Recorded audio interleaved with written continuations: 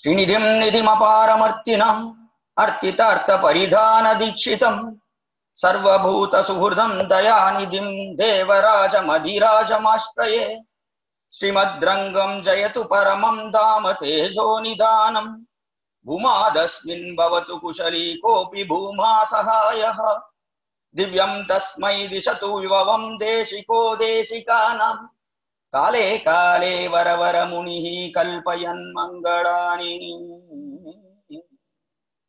நமஜ்ஜனஸ்ய சித்த வித்தி பக்தி சித்ரதூலிகா பவாஹி வீர்ய பஞ்சனே நரேந்திர மந்திர யந்திரணா பிரபன்ன லோக கைரவ பிரசன்ன சாரு சந்திரிகா ஷட்டாரி அஸ்த முத்ரிகா ஹடத்து நோது மே தமஹ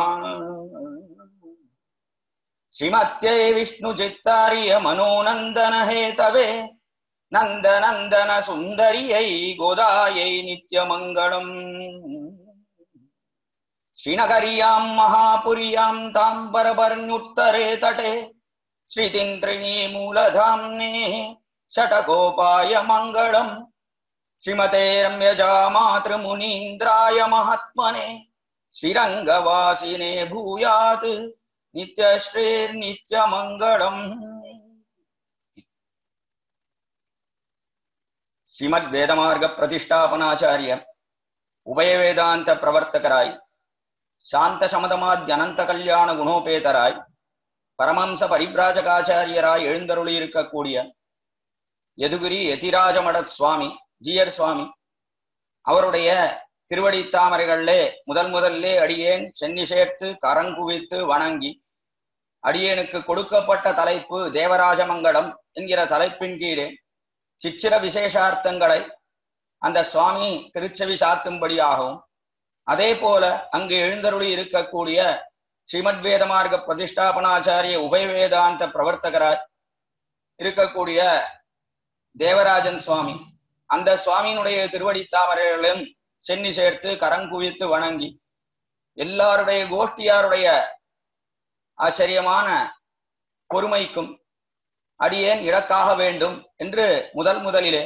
சுவாமி மணவாள மாமுனிகளுடைய திருவடி தாமரைகளே பிரார்த்தித்து இந்த உபன்யாசத்தை அடியேன் இப்பொழுது தொடங்குகிறேன். சுவாமி மணவாள மாமுனிகள் அவதரித்தது திரு ஆழ்வார் திருநகரி எங்கூர். இந்த ஊரிலிருந்து தான் அடியேன் இப்பொழுது உபன்யாசம் செய்து வருகிறேன். அப்படிப்பட்ட ஆழ்வார் திருநிலை அவதரித்த சுவாமி மணவாள மாமுனிகள் அவர் அநேக திவ்ய தேசங்களுக்கு சென்றார் யாத்திரையாக என்று பார்க்கிறோம். ஆழ்வார் திருநிலையிலே இருந்த தம்முடைய ஆச்சாரியன் திருமலையாழ்வார் என்கிற ஸ்ரீசைலேச அதாவது திருவாய்மொழி பிள்ளை அவர் ஆழ்வார் திருநிலை எழுந்தருளிக்கும் பரியந்தம் இவ்விடத்திலே இருந்தார். தன்னாரியனுக்கு தான் அடிமை செய்வது அவன் இந்நாடு தன்னில் இருக்கும் நாள் என்கிற அவருடைய மணவாள மாமுனிகளுடைய உபதேசரத்ன மாலை பாசுரத்தின்படியே தம்முடைய ஆச்சாரியரான திருவாய்மொழி பிள்ளை எழுந்தருளி இருக்கும் பரியந்தம் இவ்விடத்திலே ஆழ்வார் திருநிலே இருந்து பவிஷ்யதாச்சாரியர் என்று கொண்டாடப்படக்கூடிய சுவாமி எம்பெருமானாருக்கும் திருவாராதனம் செய்து ஆழ்வாரையும் நித்தியம் திருவடி தொழுது இங்கு நடக்கக்கூடிய அனைத்து உற்சவங்களையும் ஏற்படுத்தி வைத்து பிற்பாடு தம்முடைய ஆச்சாரியன் திருநாடு அலங்கரித்ததற்கு பிற்பாடுதான் திருவரங்கம் பெரிய கோயிலுக்கு சென்று சேர்ந்தார் மாமுனிகள் ஆச்சாரியனுடைய கட்டளை கிணங்கா என்று பிரசித்தமான விற்த்தாந்தம் பார்க்கிறோம். அதற்கு பிற்பாடு மணவாள மாமுனிகள் திவ்யதேச யாத்திரைகள் சென்றார் என்று இவ்விடத்திலே நாம் அனுபவிக்கிறோம். அந்த திவ்யதேச யாத்திரைகள் சென்ற காலத்திலே காஞ்சிபுரத்துக்கு எழுந்தருளினார் சுவாமி மணவாள மாமுனிகள். காஞ்சிபுரத்திலே இருக்கும் காலத்திலே அவ்விடத்திலே அவருடைய சிஷ்யர்கள் எல்லாம் பிரார்த்திக்க யதோத்தகாரி சன்னதி சொன்ன வண்ணம் செய்த பெருமாள் என்கிற அற்புதமான சயன திருக்கோலத்திலே எழுந்தருளி இருக்கக்கூடிய எம்பெருமான், அந்த எம்பெருமானுடைய சன்னதியிலே சுவாமி மணவாள மாமுனிகள் ஸ்ரீபாஷ்ய காலக்ஷேபம் அருளி செய்தார் என்பது பிரசித்தம். அங்கு அருளி செய்தபடினாலே தான் அவ்விடத்திலே சுவாமி மணவாள மாமுனிகள் ஞானமுத்திரையுடன் எழுந்தருளி இருக்கிறார் அந்த சன்னதியிலே என்று சற்று முன்பாக ஸ்ரீ உவே தேவராஜன் சுவாமி தெரிவித்தார். அப்படிப்பட்ட ஏற்றத்தோட கூடின சுவாமி மணவாள மாமுனிகள் அவருடைய 650வது திருநட்சத்திர மகோத்சவம் இப்பொழுது நடக்கிறபடினாலே அதற்கு அனுகுணமாக இவ்விடத்திலே இந்த உபன்யாச மாலைகள் நடந்து வருகின்றன. அதற்கு சேர அடியேனும் இவ்விடத்திலே சிற்சிற விசேஷார்த்தங்களை சுவாமி மணவாள மாமுனிகள் காஞ்சிபுரத்திலே யதோத்தகாரி சன்னதிலே எழுந்தருளி இருந்த காலத்திலே அவருடைய சிஷ்யர்கள் எல்லாம் தேவராஜன் விஷயமாக, அதாவது காஞ்சிபுரம் வரதராஜ பெருமாள் விஷயமாக ஆச்சரியமான ஒரு ஸ்லோகரத்னத்தை தேவரீர் அருளி செய்ய வேண்டும் என்று பிரார்த்திக்க, ததனுடமாக சுவாமி மணவாள மாமுனிகளும் அவ்விடத்திலே அற்புதமாக தேவராஜ மங்களம் என்கிற ஆச்சரியமான ஸ்லோகத்தை அவ்விடத்திலே அருளி செய்தார் என்று பார்க்கிறோம். அந்த ஸ்லோகம் யாரை பற்றினது, என்ன விஷயம் அவ்விடத்திலே காட்டுகிறார் என்றால், பேரே குறிக்கிறது தேவராஜ மங்களம். தேவராஜன் காஞ்சிபுரம் வரதராஜ பெருமாளுக்கு மங்களம் என்று தெரிவிக்கிறார் சுவாமி மணவாள மாமுனிகள். மங்களம் என்றால் மங்களாசாசனம் செய்கிறார் சுவாமி மணவாள மாமுனிகள் தேவ பெருமாளுக்கு. இப்படி மங்களாசாசனம் செய்வது என்பது அது நமக்கு சேருமா? முதலிலே அதை நாம் தெரிந்து கொள்ள வேண்டும்.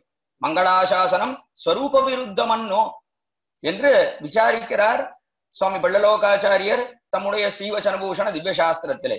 மங்களாசாசனம் என்பது நம்முடைய ஸ்வரூபத்துக்கு சேருமா? நம்முடைய ஸ்வரூபம் என்ன என்றால், நாம் தாசனாக இருக்கிறோம். எம்பெருமானுக்கு அத்தியந்த பரதந்திரப்பட்டு அவனுக்கு சொத்தாக இருக்கிறோம்.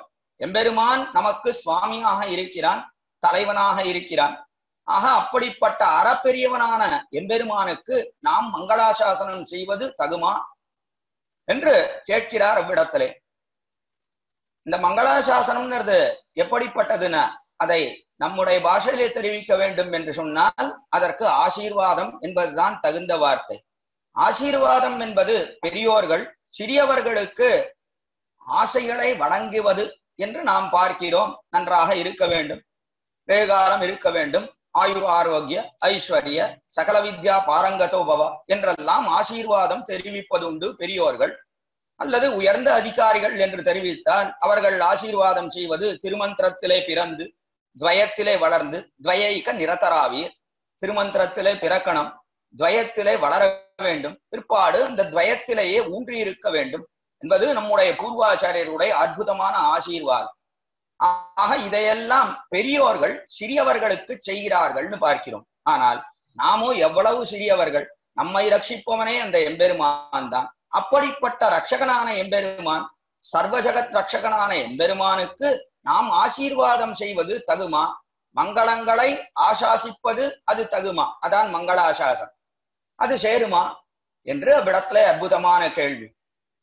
அதற்கு ஆச்சரியமான சமாதானம் தெரிவிக்கிறார் அவ்விடத்திலேயே. எத்தனையோ பேர் எம்பெருமானுக்கு மங்களாசாசனம் செய்திருக்கிறார்கள். எதனாலே இந்த மங்களாசாசனம் செய்கிறார்கள், ஆசீர்வாதம் பண்ணுகிறார்கள் என்றால் அதை ஆசீர்வாதம்னு தெரிவிப்பதில்லை. பெரியவன் சிறியவனுக்கு செய்யக்கூடிய மங்களமான அந்த வார்த்தைகளை சொல்லி அவனை மேலும் மேலும் வளரச் செய்யக்கூடிய வச்சனங்களுக்கு ஆசீர்வாத வச்சனங்கள்னு பேர்.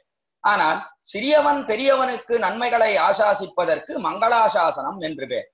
இப்படி மங்களாசாசனம் செய்வது சேருமா என்று விசாரித்தால் இது தகும் என்று காட்டுகிறார் பிற்பாடு. காரணம் என்ன என்றால், ஞான தசைன்னு ஒண்ணு, பிரேம தசைன்னு ஒண்ணு. ஞான தசையிலே ரக்ஷரக்ஷக பாவம் தன் கப்பிலே கிடக்கும், பிரேம தசையிலே தட்டுமாறி கிடக்கும்னு காட்டினார் அவ்விடத்திலே. ஞான தசை என்றால் எம்பெருமானே ரக்ஷகன், நாம் அவனாலே ரட்சிக்கப்படக்கூடிய வஸ்து என்கிற ஞானம் நன்றாக இருக்கக்கூடிய ஓர் நிலை தசை.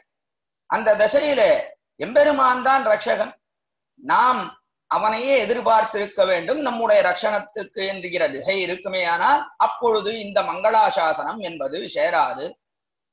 ஆனால் பிரேமதசை என்று ஒன்று, பிரேமதசையிலே எம்பெருமானிடத்திலே மிகவும் பிரீத்தி கொள்கிறோம். நாம் பிரீதி கொண்டு அவனுடைய சௌந்தரியம், லாவண்யம், அவனுடைய குணங்கள் இதையெல்லாம் நினைத்தவாறே எம்பெருமானே உன்னுடைய சௌந்தரிய சௌகுமாரியங்கள், எம்பெருமானுடைய திருமேனி எவ்வளவு மிருதுவா இருக்கு, எவ்வளவு அழகாக இருக்கிறது, அந்த சௌந்தரிய சௌகுமாரியங்களுக்கு எந்த குறையும் ஏற்படாமல் இருக்க வேண்டும் என்று ஆசாசிப்பதற்கே அதுதான் பிரேம தசையிலே நடக்கக்கூடிய ஒரு நிலை.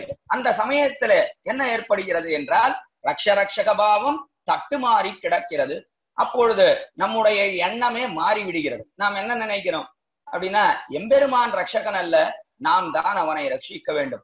எவ்வளவு அழகா இருக்கான், எவ்வளவு சுகுமாரமாக இருக்கிறது அவனுடைய திருமேனி, இதற்கு ஒரு ஆபத்தும் ஏற்படாமல் இருக்க வேண்டும் என்றுதான் நாம் அவனை ரக்ஷ வஸ்துவாக நினைத்து அவனுக்கு நாமே ரட்சகன் என்று நினைத்து மங்களாசாசனம் செய்கிறோம். அவனுக்கு எந்த குறையும் இல்லாமல் இருக்க வேண்டும் என்று ஆசாசிக்கிறோம். அஸ்தானே பயசங்கைகளாக இருந்து வார்த்தை சொல்லியிருக்கிறோம்.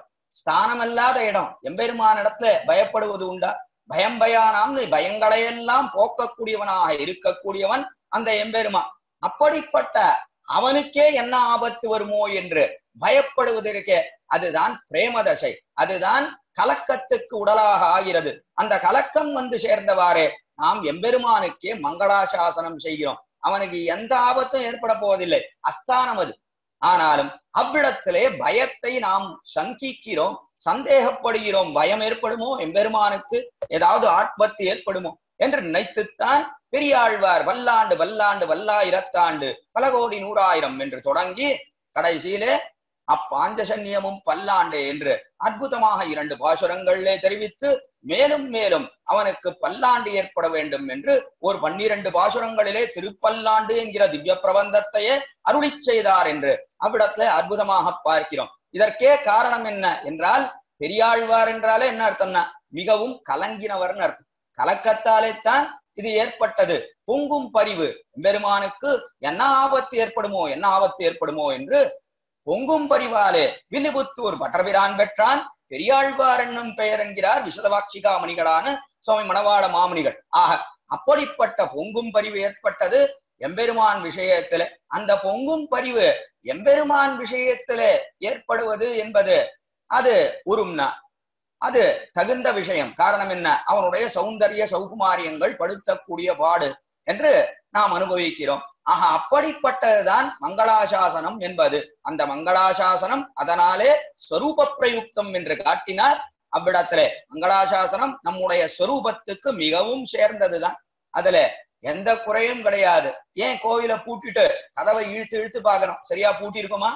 சரியா இருக்கா பூட்டு? எதுக்கு கோவிலுக்கு கதவு? அநேகம் பேர் கேட்பது உண்டு. ஏன்னா பெரியாழ்வார் சம்பந்தம் இருக்குமே ஆனால் கோவிலுக்கு கதவு இருக்கணும். அந்த கதவுக்கு பூட்டின பூட்டை 10 தடவை இழுத்து பார்க்கணும். ஏன்னா எம்பெருமானுக்கு என்ன ஆபத்து வருமோ என்று எப்பொழுதும் அந்த கலக்கத்தோட இருக்க வேண்டும். அதான் நம்முடைய ஸ்வரூபத்துக்கு மிகவும் சேர்ந்தது என்று கடைசியிலே நிகமித்தருளுகிறார் ஸ்ரீவச்சனபூஷண திவ்ய சாஸ்திரத்திலே. இப்படி மங்களாசாசனம் செய்தவர்கள் அநேகம் பேர் உண்டு. ராமாவதாரத்திலே மங்களாசாசனம், கிருஷ்ணாவதாரத்திலே மங்களாசாசனம் எத்தனையோ பேர் செய்திருக்கிறார்கள். எம்பெருமானுக்கு 5 நிலைகள்னு பார்க்கிறோம். பரத்வத்திலே பரமபதத்திலே எழுந்தருளி இருக்கிறான். பரமபதத்திலே மங்களாசாசனம் உண்டோனா அவ்விடத்திலேயும் உண்டு மங்களாசாசனம். அங்கேயும் நித்தியசூரிகள் எல்லோரும் எம்பெருமானுக்கு என்ன ஆபத்து வருதோ என்று கலங்கி கலங்கி அவ்விடத்திலேயும் மங்களாசாசனம் செய்கிறார்கள். பிற்பாடு யூகமூர்த்தியாக எம்பெருமான் எழுந்தருளி இருக்கிறான். அங்கேயும் மங்களாசாசனம் நடக்கிறது.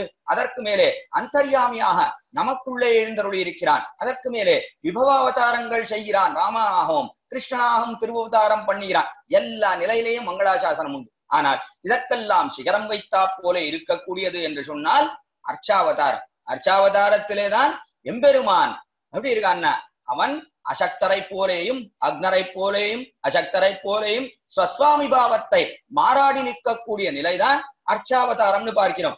ஒன்னும் அறியாதவனை போல இருக்கான், அக்ஞனை போல இருக்கான், அசக்தனை போல இருக்கான். எல்லா ஞானமும் உண்டு, சர்வஜனாத்தான் இருக்கான். ஏதாவது ஞானத்திலே குறைவா அர்ச்சாவதாரத்திலேனா கிடையாது.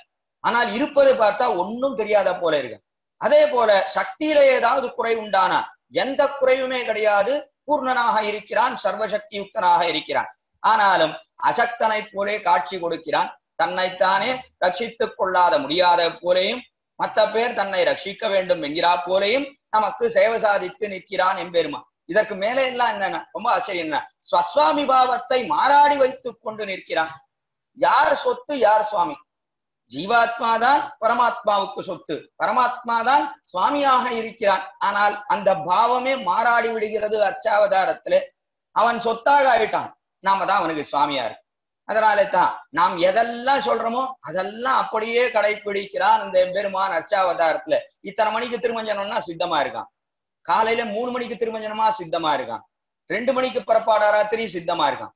எப்பொழுது எதை சொன்னாலும் இன்னைக்கு போஜனம் 2 வேளைக்கு சேர்த்து ஒரே வேளையில போஜனம், அதற்கும் சித்தமா இருக்கு எம்பெருமான். ஆக எல்லாவற்றுக்கும் சித்தமாக இருக்கிறான், தான் சொத்தாக இருக்கிறான், நாம் சுவாமியாக இருக்கிறோம் இவ்விடத்திலே. அப்படி மாறாட வைத்துக் கொண்டு நிற்கிற நிலையேதான் அர்ச்சாவதாரம். இதனாலே அர்ச்சாவதாரத்தை நினைத்து பார்த்தால் இப்படி இருக்கானே, ஒன்னும் அறியாதவனை போல இருக்கானே, சக்தியே இல்லாதவனை போல இருக்கான் என்று அதை நினைத்து பார்த்தால் அப்பொழுது ஊனும் உறக்கமும் இன்றிக்கே இதுதான் யாத்திரையாக செல்ல வேணும்னு காட்டினார். நமக்கு போஜனமும் போகக்கூடாது, வயிற்றுக்குள்ள தூக்கமும் இருக்கக்கூடாது. எது யாத்திரைனா எப்பொழுதும் அர்ச்சாவதாரத்துக்கு மங்களாசாசனம் செய்ய வேண்டும். இது ஒன்றுதான் நமக்கு எண்ணமாக இருக்க வேண்டும். அதனாலே கடைசியில தெரிவித்தார் ஸ்ரீவச்சன பூஷண திவ்யசாஸ்திரத்திலே, ஆச்சாரியன் உபதேசிப்பது எதற்காக விசாரித்தார். எதற்காக ஆச்சாரியன் சிஷ்யனுக்கு உபதேசிக்கிறான் என்றால் மங்களாசாசனம் செய்வதற்காக. எம்பெருமானுக்கு மங்களாசாசனம் செய்வதுதான் முக்கியமான தாற்பயார்த்தம். அதற்காகத்தான் ஆச்சாரியனை உபதேசிக்கிறான் சிஷ்யனுக்கு என்று அற்புதமாக நிரூபிக்கிறார் அவ்விடத்திலே. அதனாலே மங்களாசாசனம் எங்க பண்ணணும்னா அர்ச்சாவதாரத்திலே செய்ய வேண்டும். அதுதான் சால சிறந்தது. ஏனென்றால் மிச்ச இடங்களிலெல்லாம் அவனை தன்னைத்தானே ரட்சித்துக் கொள்வதற்கு சக்தியோடே கூடியிருக்கிறான் அந்த எம்பெருமான். இங்கேயும் சக்தி உண்டு, சக்தியில எந்த குறையும் கிடையாது. ஆனா சக்தி இல்லாதவனை போலேயே காட்சி கொடுக்கிறான். பரத்துவத்துல சக்தி இல்லாதவனை போலே காட்சி தரானா இல்லை. அதே போல வியூகத்துல எப்படி இருக்கானா இல்லை. அதே போல அவதாரங்கள் செய்கிறான எம்பெருமான் ராமகிருஷ்ணாதி அவதாரங்கள், அதுலேயும் அப்படி இல்லை. அழிக்கணும்னு நினைச்சா அழிச்சுடுறான் எல்லாரையும். ஆனால் இங்கு அப்படியே அவன் எண்ணம் கொள்வதே கிடையாது. இதனாலே சக்தியெல்லாம் இழந்தவனாக இருக்கிறானோ என்று நாம் நினைக்கும் காலத்துல என்ன தோன்றதுன்னா உடனடியாக அவனுக்கு மங்களாசாசனம் செய்ய வேண்டும் என்கிற எண்ணம் நமக்கு ஏற்படுகிறது. அதனாலே மங்களாசாசனம் அர்ச்சாவதாரத்திலே செய்வதுதான் மிகவும் உயர்ந்தது என்று தெரிவிக்கிறார். அதனாலே இருக்கும் நாள் இங்கே இருக்கும் பரியந்தம் எதை நாம் கொள்ள வேண்டும் என்றால் அர்ச்சாவதாரத்துக்கு மங்களாசாசனம் செய்வதையே நாம் கொள்ள வேண்டும். அதனாலே தான் கோயில்களிலே கோஷ்டின்னு பார்க்கிறோம், சேவாகாலம்னு பார்க்கிறோம். இதுல எல்லாம் என்ன பண்றோம்? எம்பெருமானுக்கு மங்களங்களை ஆசாசிக்கிறோம்.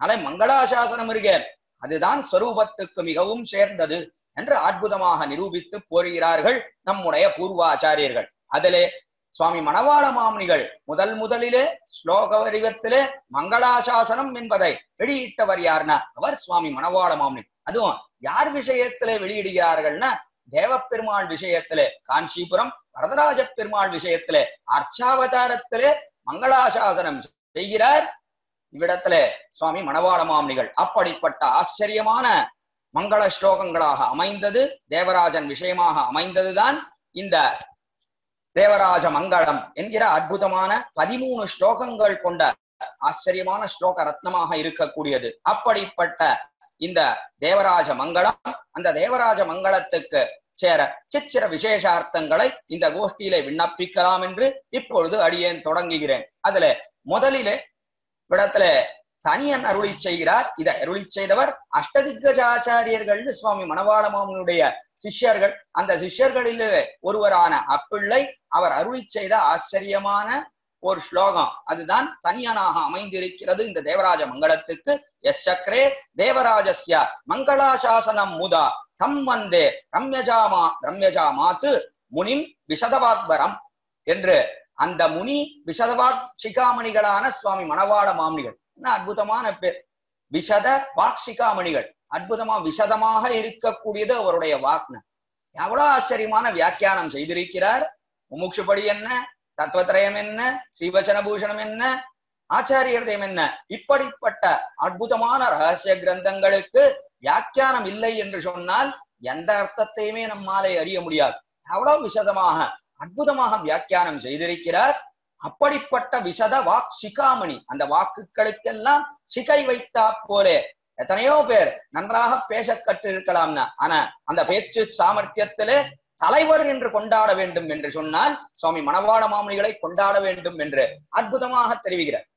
காஞ்சிபுரத்துல எழுந்தருள் இருந்த மகாவித்வான் கீர்த்திமூர்த்தியாக இருக்கக்கூடியவர் காஞ்சிபுரம் ஸ்ரீமத் வேதமார்க்க பிரதிஷ்டாபனாச்சாரிய உபய வேதாந்த பிரவர்த்தகராய் எழுந்தருள் இருந்த பிரதிவாதி பயங்கர சுவாமி. அப்படிப்பட்ட சுவாமியை இந்த லோகத்திலே அறியாதவர்கள் யாருமே இருக்க முடியாது. அறியாதவன் சொன்ன அவன் ஸ்ரீ வைஷ்ணவனா இருக்க முடியும். வைஷ்ணவன் என்று சொன்னால் அந்த சுவாமியை அறிந்திருக்க வேண்டும் கட்டாயம். அப்படிப்பட்ட பிரச்சண்ட வித்வானாக எழுந்தருள் இருந்த அந்த சுவாமி, அப்படிப்பட்ட சுவாமி அடிக்கடி ஒன்று தெரிவிப்பது உண்டுன்னு அடையனுடைய திருத்தப்பனார் அடிக்கடி தெரிவிப்பார்.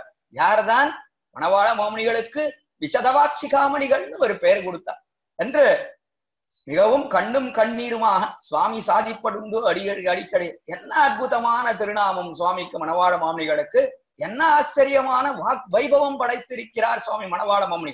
வியாக்கியானத்தை எடுத்து சேவித்தால் தெரியும். வியாக்கியானத்திலே எந்த சந்தேகமே ஏற்படாது. வியாக்கியானத்தை சேவித்தால் அதை சந்தேகம் இருக்கிறா போல தோணித்துனா மறுபடியும் ஒரு தடவை வாசித்து பார்த்தால் எல்லா சந்தேகங்களும் தன்னடையே தீர்ந்து விடும்னா அப்படிப்பட்ட அற்புதமான வியாக்கியானம் அந்த ரகசிய கிரந்தங்களுக்கு சுவாமி மணவாள மாமுனிகள் இட்டிருக்கக்கூடியது. பட்டு கத்தரித்தா போல இருக்கக்கூடிய வியாக்கியானம்னு அடிக்கடி தெரிவிப்பது உண்டு. பட்டு வஸ்திரத்தை அப்படி கத்தரித்தால் அது நேராக கிழியும். அதே போலத்தான் எதை சொல்ல வேண்டுமோ அதை மட்டும்தான் தெரிவிப்பர் சுவாமி மணவாள மாமுனிகள். அதிகமாக பேசுவது என்பது கிடையவே கிடையாது. மூலத்துல என்ன இருக்கோ அதைத்தான் சுவாமி மணவாள மாமுனிகள் தெரிவிப்பர் வியாக்கியானத்திலே. ஏன்னா இவரும் மூல நட்சத்திரத்திலே அவதரித்தபடினாலே என்று கொண்டாடப்படுகிறது. திருமூலம் ஐப்பசி திருமூலத்திலே அவதரித்தவர் சுவாமி மணவாள மாமுனிகள். இதனாலே மூலத்துல என்ன இருக்கோ அதை மட்டும்தான் பேசுவர் வியாக்கியானத்திலே. அதற்கு மேலே அதிகமான வார்த்தைகள் என்பது கிடையவே கிடையாது மணவாள மாமுனிகளுடைய வியாக்கியானத்திலே. இதை பெரியாழ்வார் திருமொழி வியாக்கியானத்திலையும் அற்புதமாக நாம் பார்க்கலாம் இவ்விடத்திலே. அப்படிப்பட்ட ஏற்றம் சுவாமி மணவாள மாமுனிகள் ஒருவருக்கே உண்டு என்று சொன்னால் அது ஒரு காலத்திலையும் மிகையாக ஆகவே ஆகாது. அவ்வளவு ஆச்சரியமாக சுவாமி வியாக்கியானங்கள் இட்டிருக்கிறபடினாலே தான் அவருக்கு விசதவாட்சிகாமணிகள் என்கிற அற்புதமான ஒரு விருது ஏற்பட்டது அக்காலத்திலே. அதை காஞ்சி சுவாமி அடிக்கடி கொண்டாடுவர். ஆச்சரியமான விருது. இதை போல ஒரு அற்புதமான டைட்டில்னு சொல்றோமே அது வேற யாருக்குமே பொருந்தாது, யாருக்கும் கிடைத்தது கிடையாது. விசதவாட்சிகாமணிகள்னா மணவாள மாமுனிகள் ஒருத்தருக்கே பொருந்தும்னா அவ்வளவு அற்புதமான வியாக்கியானம். அதை சேவிக்க சேவிக்க இன்னும் சேவித்துக் கொண்டே இருக்க வேண்டும் என்று தோன்றுமே தவிர ஒரு காலத்திலையும் போரும்னு தோன்றவே தானாது. அவ்வளவு ஆச்சரியமா வியாக்கியானமிடக்கூடிய ஒரு சைலி, ஒரு அழகு என்று சொன்னால் அது மணவாள மாமுனியினுடைய வாக்வைபவம். அவரை தவிர வேறு யாராலையும் அப்படி பேச முடியாது, அப்படி வியாக்கியானமிட முடியாது என்று இந்த கோஷ்டியிலே தெரிவித்துக் கொள்கிறேன். அப்படிப்பட்ட பெருமை வாய்ந்தவரைத்தான் இவ்விடத்திலே கொண்டாடுகிறார் இந்த தனியனிலே. ரம்யஜாமாத்ரு முனிம் விசத வாக்பரம் என்று விஷமாக வாக்பரம் வன்மை படைத்தவரான அந்த அழகிய மணவாள மாமுனிகள் அப்படிப்பட்டவரை வணங்குகிறேன். காரணம் என்னன்னா அவர் செய்ததுதான் இந்த தேவராஜ மங்களம் என்கிற ஆச்சரியமான இந்த ஸ்லோகம்.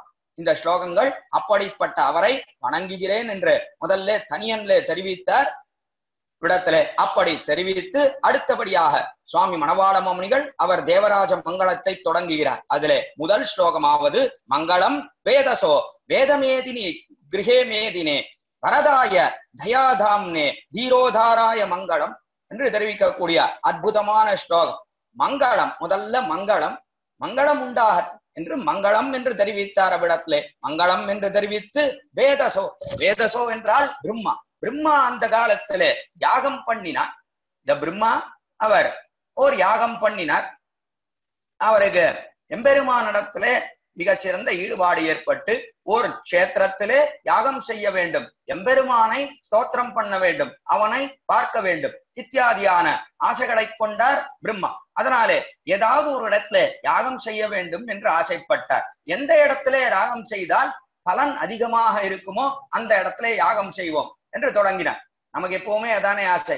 பிரம்மா தொடங்கி மனுஷனா இருந்தாலும் சரி, யாரா இருந்தாலும் சரி, எல்லாருக்கும் என்ன ஆசைன்னா குறைவா இருக்கணும், முதலீடு குறைவா இருக்கணும், ஆனால் அதற்கு சேர நமக்கு பிற்பாடு கிடைக்கக்கூடிய வருமானம் அதிகமா இருக்கணும்.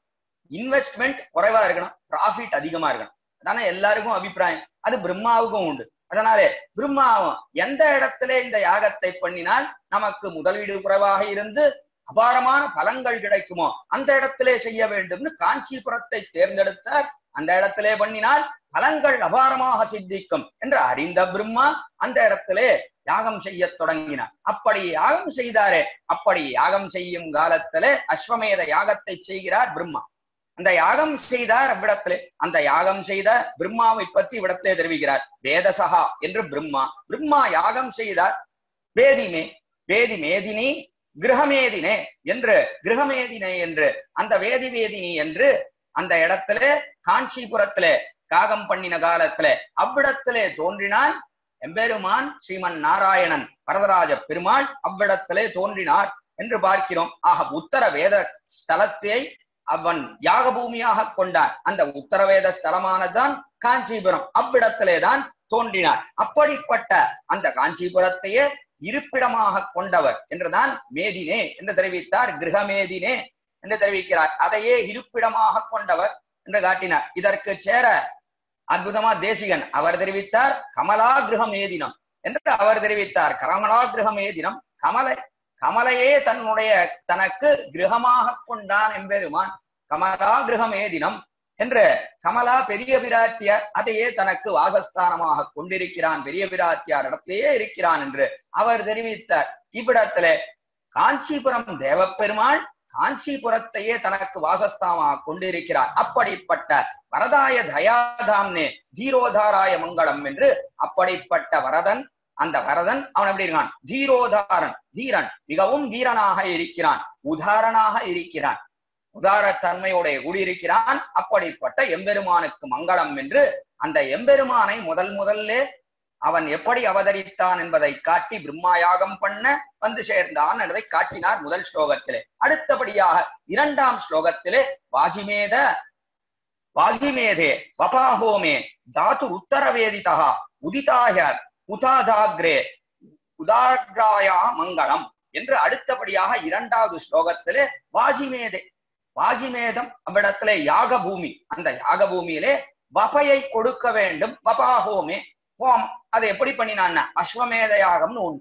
இந்த அஸ்வமேத யாகம் இருக்கு. அஸ்வமேத யாகம் பண்ணினால் ஸ்வர்க்கத்திலே ஸ்வானம்னு இருக்கு.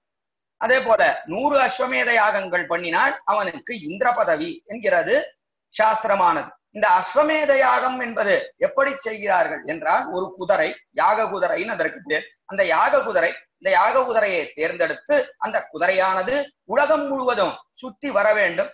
சுத்தி வந்த பிற்பாடு அதற்கு எந்த தடையும் இருக்கக்கூடாது. நடுவில் ஏதாவது தடைகள் ஏற்பட்டால் அந்த தடையை எல்லாம் போக்க வேண்டும். போக்கி பிற்பாடு அந்த குதிரையை அழைத்து வந்து அதை அழுத்து அதனுடைய வபையை கொண்டு யாகம் செய்வது என்பதுதான் அந்த யாகம். அதைத்தான் இவ்விடத்திலே வபாஹோமே, அதனுடைய வபைனா அதனுடைய மாம்சம், அதை கொண்டு யாகம் செய்வது. இப்படி யாகம் செய்வதற்கு அது சேருமா? அது இம்சை அல்லவா? பிராணிக்கு இம்சை அல்லவா என்றால் அல்லனுடுத்து சாஸ்திரம். காரணம் என்னன்னா, இந்த யாகம் செய்கிறானே எஜமானம், எவன் இந்த அஸ்வமேத யாகம் செய்கிறானோ அவனுக்கு சொர்க்கத்திலே இடம் உண்டா இல்லையா என்பது சந்தேகம். ஏன் அப்படின்னா, யாகத்திலே ஏதாவது குறைபாடுகள் ஏற்பட்டதே ஆனால், தந்திரலோபம், கிரியாலோபம், மந்திரலோபம் அதெல்லாம் ஏதாவது ஏற்பட்டதே ஆனால், குறைகள் இருந்ததே ஆனால் அவனுக்கு சொர்க்கத்திலே இடமில்லாமல் போய்விடும். ஆனால் இந்த குதிரை, அந்த குதிரையை கொண்டு யாகம் பண்ணுகிறானே, அதை அறுத்து அதனுடைய மாம்சத்தை கொண்டு யாகம் பண்ணுகிறோமே, அப்படிப்பட்ட அந்த குதிரைக்குள்ளே இருக்கக்கூடிய ஜீவாத்மா அது உடனடியாக ஸ்வர்க்கத்தை சென்று அடைகிறது. நாளே பண்ணக்கூடிய எஜமானன் அவனுக்கு சந்தேகம். ஆனால் அந்த வஸ்துவை இட்டு பண்ணுகிறானே அந்த குதிரைக்கு உடனடியாக ஸ்வர்க்கத்திலே ஸ்தானம் என்பதாக நாம் பார்க்கிறோம். அதனாலே இதற்கு அத்வரம் என்று பேர். இந்த யாகங்களுக்கு துவரம் என்றால் இம்சை, அத்வரம் என்றால் இம்சையற்றது என்ற அர்த்தம். அதனாலே இதை அத்வரம் என்றே வேதம் தெரிவிக்கிறது. அப்படிப்பட்ட யாகத்தை செய்தார் பிரம்மா. அதிலிருந்து தோன்றியவர் தான் காஞ்சிபுரம் தேவப்பெருமாள் என்று தெரிவிக்கிறார். இடத்திலே தாத்து உத்தரவேதிதா என்று அவ்விடத்திலிருந்து அவதரித்தார். அந்த ஹோமகுண்டத்திலிருந்து தோன்றினவர் தான் வரதராஜ பெருமாள் என்று அற்புதமாக இரண்டாவது ஸ்லோகத்திலே காட்டினார். அதற்கு மேலே மூன்றாவது ஸ்லோகத்திலே அப்படி அவதரித்தானே அந்த தேவப்பெருமாள், அவதரிக்கும் காலத்திலே எப்படி இருந்தான் அதை தெரிவிக்கிறார். யஜமானம் விதிம் வீக்ஷ்ய ஸ்மயமான முகஸ்ரீயே தயமான திருஷே தஸ்மை தேவராஜாய மங்களம். அந்த தேவராஜனுக்கு மங்களம். எப்படி இருந்தான் அந்த தேவராஜன் அதை தெரிவிக்கிறார். யஜமானம் விதிம் வீக்ஷ்ய, யஜமானன் யாருன்னா பிரம்மா. அவன் தான் இந்த யாகத்தை பண்ணுகிறார், அஸ்வமேத யாகத்தை. அப்படிப்பட்ட அந்த பிரம்மா பண்ணுகிறாரு.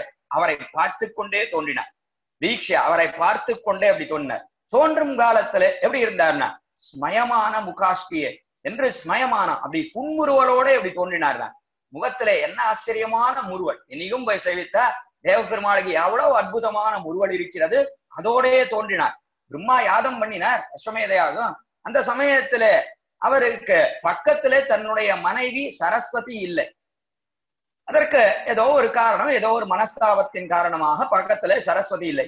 சரஸ்வதி இல்லாத காலத்திலேயே பிரம்மா யாகத்தை செய்கிறார். செய்த காலத்திலே சரஸ்வதிக்கு அபார கோபம் ஏற்பட்டது.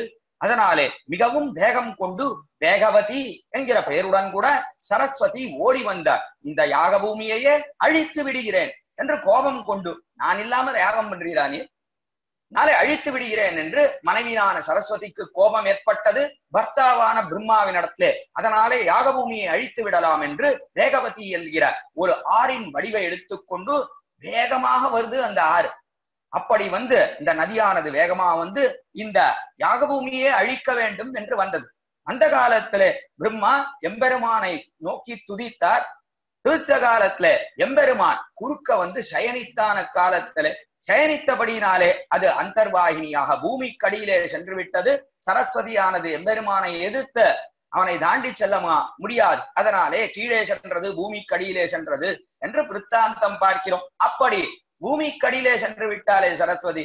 பிற்பாடு பிரம்மா யாகம் செய்தார். அந்த ஹோமகுண்டத்திலிருந்துதான் தோன்றினார் அப்பொழுது தேவப்பெருமாள். அதனாலே அவருக்கு நிறைய முகத்திலே வடுக்கள் இருக்கின்றன என்று பெரியோர்கள் பணிப்பது உண்டு. ஆச்சரியமாக அந்த ஹோமகுண்டத்திலிருந்து மிகச்சிறந்த புன்முருவலோட அப்படி தோன்றினார் அக்காலத்திலே பிரம்மாவை நோக்கி என்று பார்க்கிறோம். தயமான திருஷேதஸ்யே தேவராஜாய மங்களம். என்ன தயை, இது என்ன தயை? பெருமானுக்கு பிரம்மாயாகம் பண்ண அதிலிருந்து தோன்றினார்னா இந்த ஹோமகுண்டத்திலிருந்து தோன்றினார், அதுவும் புன்முருவலோடே தோன்றினார் என்று அதை தெரிவித்தார். அடுத்தபடியா அது 3வது ஸ்லோகத்துக்கு விஷயம். அடுத்தபடியா 4வது ஸ்லோகத்திலே தெரிவித்தார். வாரிதக்ஷ்யாம வபுஷே விரஜாத் பீதவாசசே வாரணாச்சல வாசாய வாரிஜாக்ஷாய மங்களம். அடுத்தபடியா தெரிவித்தார் எம்பெருமானுடைய திருமேனி அழகு, அதை வர்ணிக்கிறார். அடுத்தபடியா முதல்ல எப்படி அமைத்திருக்கார் இந்த ஸ்லோகங்களை என்றால், பிரம்மா யாகம் பண்ண அந்த யாகத்திலிருந்து தோன்றுகிறார் காஞ்சிபுரம் தேவப்பெருமான். அந்த தேவப்பெருமானுடைய திருமேனி எப்படி இருக்கு அதை வர்ணிக்கிறார் இந்த ஸ்லோகத்திலே. அடுத்தபடியா வாரித ஷாமவபுஷே, வாரித ஷாமவபுஷே, வாரிதன்னா மேகம், மேக கூட்டம் இருக்கே, அப்படிப்பட்ட அந்த மேக கூட்டத்தை போல கருத்த திருமேனியோட கூடியிருக்கிறான் எம்பெருமான் என்று பார்க்கிறோம். மேகஷாமம் மகாபாகும் என்றே கொண்டாடுகிறார் சக்கரவர்த்தி திருமணன். மேகத்தை போல நிறம் படைத்தவனாருகான், முகில்வண்ணனாக இருக்கிறான். அந்த முகில்வண்ணன் எம்பெருமான் அந்த தேவப்பெருமாள். அப்படிப்பட்டவன் முகில்வண்ணனாக இருக்கக்கூடிய வபுஷே, அவனுடைய திருமேனி இருக்க அப்படியே கருத்திருக்கிறது. அவனுடைய திருமேனி எப்பொழுதுமே கருத்த நிறத்தோட கூடியிருக்கிறார். ஏன்னா அதற்கு காரணமே கிருபை, உள்ளே இருக்கக்கூடிய கிருபைதான் அப்படி வெளியிட்டு அப்படி கருப்பாக இருக்கிறது எம்பெருமானுக்கு. எவ்வளவு அவதாரம் பண்ணுகிறான், அவதாரம் பண்ண பண்ண அவனுடைய நிறமானது குறைகிறதா? போரும்னா கிருபையை வருஷித்தது போரும் என்று நினைக்கிறானா? கிடையவே கிடையாது. அவதாரம் பண்ண பண்ண இன்னும் கிருபை பெறுகிறது, இன்னும் வருஷிக்க வேண்டும் என்று நினைக்கிறான். அந்த கிருபையெல்லாம் வெளியில அவனுடைய திருமேனியிலே கருத்த நிறமாக காண கிடக்கிறது என்று பார்க்கிறோம். ஆழ்வார் தெரிவித்தார், கற்கியாம் இன்னும் கார்வண்ணனேன. கற்கி அவதாரம் பண்ணியாச்சு, பண்ணின பிற்பாடும் கூட அந்த எம்பெருமான் இன்னும் கருத்துத்தான் இருக்க. அவ்விடத்துல மேகமானது நன்னா கருத்த மேகமாக இருக்கிறது. மழை அது வருஷிக்கிறது, ஜலத்தை எல்லாம் வருஷித்த பிற்பாடு மேகம் என்னாவது வெளுத்து விடுகிறது. ஆனால் எம்பெருமான் எழுதியிருக்கான அப்பொழுதும் கருத்தே இருக்கிறான். ஏன்? அவனுடைய கிருபை தீர்வதே கிடையாது. ஆக மேகத்துக்கு ஒத்தவனாக சொல்லலாம் எம்பெருமானுடைய நிறத்தை என்று கொண்டு இவ்விடத்துல அதை தெரிவித்தார். அவனுடைய திருமேனி அழகை தெரிவித்தார். அது மட்டுமல்லாமல் எப்படி இருக்கான்னா விரஜாத் பீதவாசசை என்ற அற்புதமான பீதாம்பர தாரியாக இருக்கிறார். பீதாம்பரத்தை ஆச்சரியமாக அணிந்து கொண்டிருக்கிறான். திருவரையில் அந்த பீதாம்பரம் இருக்க அது அற்புதமாக மஞ்சள் நிற வஸ்திரம், அது அற்புதமா பொருந்தி இருக்கிறது. அது நன்னா இடுப்புக்கு பொருந்தி இருக்கிறது. ஒரு கல்பகதரு பூத்தா போல என்று தெரிவிக்கிறார்கள் பூர்வாச்சாரியர். கல்ப விருட்சம் பூத்ததையானால் எப்படி இருக்கும், அதை போல திருவரையே வஸ்திரமாக பூத்ததோ என்று சொல்லும்படியாக அவ்விடத்துல அப்படி பொருந்தி இருக்கிறதுனா அந்த வஸ்திரம் இருக்க அப்படி பொருந்தி இருக்கணும். சில பேர் வஸ்திரம் உடுத்திண்டா எல்லாம் பக்கத்துல இருக்கிற வஸ்துவெல்லாம் பெருக்கிண்டு வரா போல இருக்கு. அப்படி இல்லாமல் அது எப்படி இருக்கணும்னா அப்படி உடம்போட ஒட்டி இருக்கணும். அப்படி இருக்கிறது, மிகவும் பொருத்தமாக இருக்கிறது, அவனுடைய அறையிலே பொருந்தி இருக்கிறது என்று பார்க்கிறோம். அதனாலே இவ்விடத்துல அதை கொண்டாடினார். அடுத்தபடியா இப்படிப்பட்ட வஸ்திரத்தோட எழுந்தருளி இருக்கக்கூடிய எம்பெருமார் வாரணாச்சல வாசாய